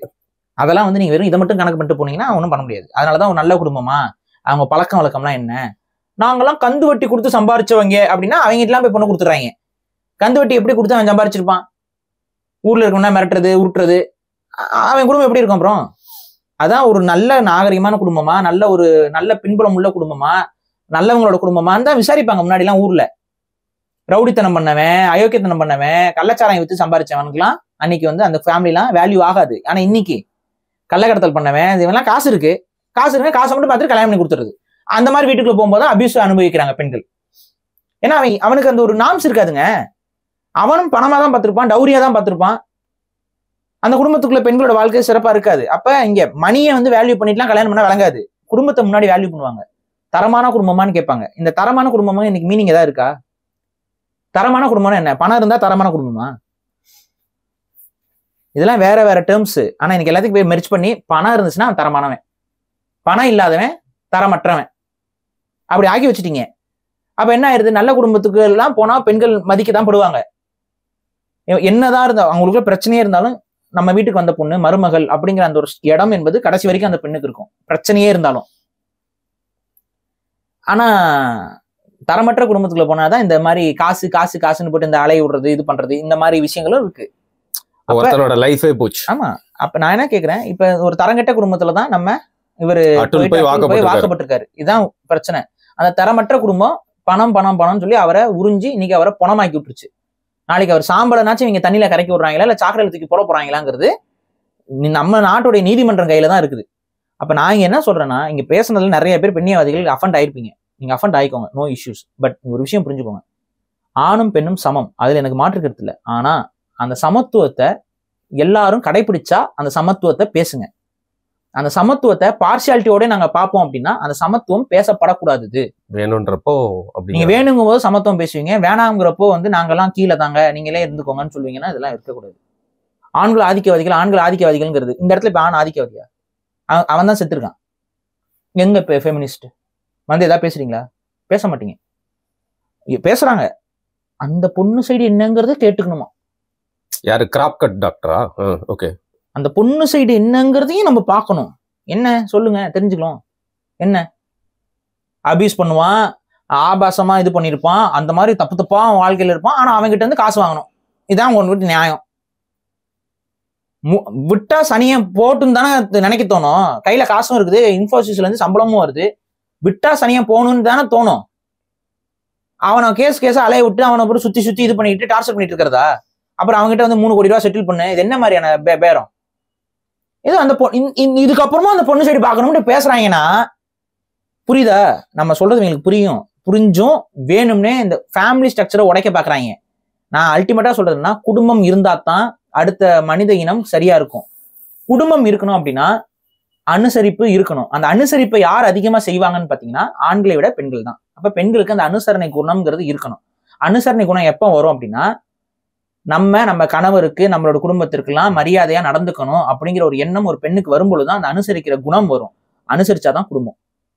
ஆண்களுக்கு அனுசரிக்கிற குணம் வராது. ஆண்கள் மூர்க்கமானவர்கள். அவனுடைய பயாலஜிக்கல் ஒரு விஷயம்னு ஒன்று இருக்குல்ல, அதுல ஒரு ஆண் மூர்க்கமானவன் தான். ஒரு ஆண்கிட்ட போயிட்டு சும்மா தெனாவட்டா போய் சண்டை போட்டா என்ன பண்ணுவான்? சண்டைக்கு தான் வருவான். சண்டைக்கு வந்தா தானே ஆணுன்னு சொல்லுவீங்க. சண்டைக்கு வராம ஓனா அவன் என்ன சொல்லுவீங்க? பயந்தாங்கோட்டின்னு சொல்லுவோம். அப்ப ஒரு ஆண்கிட்ட ஒருத்தன் வம்பு வலிக்கிறான், சண்டைக்கு வரான் அப்படின்னா சண்டைக்கு போகணும் தான் நினைக்கிறீங்க. இதுதான் நாம்ஸா இருக்குது. இதுதான் மனிதனோட பயாலஜியும் கூட. ஒரு ஆண் சண்டை போடாமலாம் ஓட மாட்டான், முடிஞ்ச வரைக்கும் சண்டை தான் போடுவான். ஐயோ அம்மான்ட்டு ஓடுறான்னா அவன் கொஞ்சம் யோசிச்சுக்கோங்க, அவனை நீங்க எப்படி வேல்யூ பண்ணுவீங்க? அப்போ ஒரு ஆணுடைய உளவியல் அதுதான். நீங்க ஒரு ஆண்கிட்ட போயிட்டு நீங்க சண்டைக்கு நின்னா என்ன பண்ணுவான்? ஒண்ணுமே பண்ண முடியாது. ஒன்னா அட்டுள் மாதிரி உட்காந்து மருந்து சாப்பிட்டு செத்துடணும். இது ஒரு வழி. இன்னொரு வழி என்னன்னா, அந்த பொண்ணை அடிச்சு திருத்துறேங்கிற பேர்ல அடிச்சு கிடிச்சு ஏதாவது பண்ணி ஜெயிலுக்கு போய் உட்காந்துடணும். 2 ஆப்ஷன் தான் ஆண்கள்ட்ட வைக்கப்படுது. எந்த ஆப்ஷன் எடுக்கிறது? ரெண்டுமே நல்ல வாழ்க்கை முடிவா இருக்காது. சரி, என்ன பண்ண முடியும்? வேற ஏதாவது வழி இருந்தா சொல்லுங்க, தெரிஞ்சுக்கிறேன். வேற வழி இருக்காது. ஒரு பெண் டார்ச்சர் பண்ற ஒரு ஆணை என்ன பண்ணாவன்? அவன் போய் கோர்ட்ல சொன்னா கேட்பீங்களா? கேட்க மாட்டேங்கிறீங்க. நீதிமன்றத்துல போய் சொன்னா கேட்குறீங்களா? இல்ல ஏதாவது போலீஸ் ஸ்டேஷன்ல சொல்லி கம்ப்ளைண்ட் கொடுத்தா எடுத்துக்குவாங்களா? என்ன ஆகும்? மிஞ்சி பண்ண என்ன சொல்லுவாங்கன்னா, புரிஞ்சுக்கிறவங்க கூட அனுசரிச்சு போப்பா அட்வைஸ் பண்ணி அமைச்சிருவோம். இதான் நடக்கும். அனுசரிக்கவே முடியல, சைக்கோபேத்து என்ன பண்ணலாம்? ஆண்கள் பல பேரோட வாழ்க்கை நாசமா போய்கிட்டு இருக்குங்க. மென்டல் ஹெல்த் இழந்து அவன் குடிச்சிட்டு அவனே அழிச்சுக்க ஆரம்பிச்சுக்கிறாங்க. ஒரு லெவலுக்கு மேல ஏதாவது இந்த மாதிரி தப்பா பண்றது இருந்தா இந்த மாதிரி ஏதாவது கொலை பண்ணிடுறது, இது பண்றது, இந்த மாதிரியான தப்பான ஒரு முடிவு எடுத்து ஒன்னா அவன் தூங்கிடுறான், இல்லைன்னா கொண்டு போடுறான். இது ரெண்டுல ஏதாவது ஒன்று நடந்துட்டே இருக்குது திரும்ப திரும்ப. அப்ப இதுக்கு அந்த அவனுடைய ஹெல்த் பாதிப்புக்குள்ளா இருக்கு. மெயின் ரீசன் பெண்கள் இப்ப ரொம்ப தப்பான உளவியலுக்குள்ள போயிட்டாங்க. அதை அவங்க திருத்திக்கணும். பெண்கள் திருந்தல அப்படின்னா ஒண்ணுமே பண்ண முடியாது. இந்த விஷயத்துக்கு நம்ம இப்படிதான் சொல்ல முடியும். ஏன்னா நீங்க நிகிதாவை பாதுகாத்துலாம் ஒன்றும் பண்ண முடியாது. நிகிதா மாதிரியான பெண்கள் இந்த உலகத்துல இருக்கிறாங்க, நிறைய பேர் இருக்கிறாங்க. இன்ஃபேக்ட் அவங்களுக்கு நீங்க எப்படி அவங்க ஹர்ட் ஆகாம, நீங்க எதுக்குடா ஹர்ட் ஆகாம சொல்லுங்க, எனக்கு அது புரியல. ஒருத்தனை சாவடிக்க விடுறாங்க, ஹர்ட் ஆகாம நம்ம பேசணும்னு எதிர்பார்க்கறாங்க. எல்லாம் அப்படிதான் பேசணும் நாம்ஸ். ஏன் இந்த ரெஸ்ட்ரிக்ஷன் ஆண்களுக்கு? ஒரு பொண்ணுனால தெளிவா சொல்ல முடியுது, எல்லா ஆண்களும் ரேபிஸ்ட் பேசுறாங்களா இல்லையா? ஆல் மென் ஆர் ரேபிஸ்ட் பேசியிருக்காங்களா இல்லையா அன்னைக்கு? ஆனா எதுவும் திருப்பியும் பேசக்கூட முடியாது. அப்படிலாம் பேசுறாங்கல்ல. அப்பெல்லாம் வந்து ஆண்கள் ஹெட் ஆகுறாங்களே, நம்ம வீட்லயும் ஒரு அப்பா இருக்காரே, நம்ம வீட்லயும் ஒரு தம்பி இருக்கானே, நம்ம வீட்டுல ஒரு அண்ணன் இருக்கானே, நம்ம வீட்டுல ஒரு நல்ல ஹஸ்பண்ட் இருக்கானேன்னு என்னைக்காவது பெண்கள் யோசிக்கிறாங்களா? ஆண்களை திட்டும்போது மட்டும் சகட்டு மணிக்கு திட்டுறது. ஆனா பெண்கள் அப்படி திட்டவே முடியாது. மென்னு முழுங்கிதான் பேச வேண்டியதா இருக்குது. மென்னுனாலே முழுங்கி பேசணும், என்ன பண்றது சொல்லுங்க. அப்படிதான் இருக்குது. இங்கதான் பிரச்சனை. சோ இதுதான் நான் தெளிவா சொல்லியிருக்கேன். உங்களுக்கு இதுக்கு மேல இன்னும் பாலிஷ்டா இது வேணும் அப்படின்னு நீங்க நினைச்சீங்க அப்படின்னா, திருக்குறள்ல பெண்வெளி சேரால் அப்படின்னு சொல்லி ஒரு அதிகாரமே இருக்கு. தயவு செஞ்சு அந்த அதிகாரத்தை படிங்க.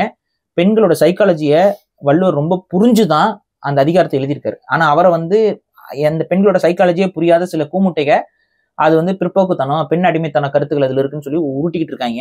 ஆனா அது கிடையாது. இந்த சைக்காலஜியை உணர்ந்துதான் அவர் அதை முழுக்க எழுதியிருக்காரு. தயவு செஞ்சு போய் படிங்க. படிச்சீங்கன்னா உங்களுக்கு ஒரு அண்டர்ஸ்டாண்டிங் வரும். ஓகே, ஒரு பெண் அப்படிங்கும் பொழுது நீங்க பண்ற சில விஷயங்கள் எப்படி வந்து ஒருத்தனுடைய லைஃப்ல வந்து பெரிய அளவு பாதிப்புக்குள்ளாகுது, உங்க சைட்ல இருந்து பார்க்கும்போது அது எல்லாமே சரியா தெரியும். பொதுவான பார்வை பெண்களுக்கு ரொம்ப கம்மியா இருக்கு. அந்த பொது பார்வையில இருந்து அதை பாருங்கிறதா நம்ம இன்னைக்கு சொல்றோம். ஸோ முடிஞ்ச வரைக்கும் எல்லாமே பேசியிருக்கோம் நினைக்கிறேன். ஓகே, ஹார்டான விஷயங்கள் பேசியிருக்கோம். கண்டிப்பா நம்மளுக்கு நிறைய பேக்லாஷ் வரும்னு தெரிஞ்சும் தான் வந்து பேசியிருக்கோம். ஆனா எதிர்கருத்து அப்படிங்கறத நியாயமான ஏதாவது ஒரு பாயிண்ட் இருந்தாலும் அவங்க கீழே வந்து கமெண்ட் பண்ண தான் போறாங்க. ஆமோதிச்சும் என் லைஃப்ல இது நடந்தது, என் ஃப்ரெண்டு லைஃப்ல நடந்தது நிறைய நபர்கள் வந்து போட தான் வந்து போறாங்க. பார்க்கலாம், பார்க்கறதுக்கு ஆவலா இருக்கேன் நான். மிக்க நன்றி பாரு.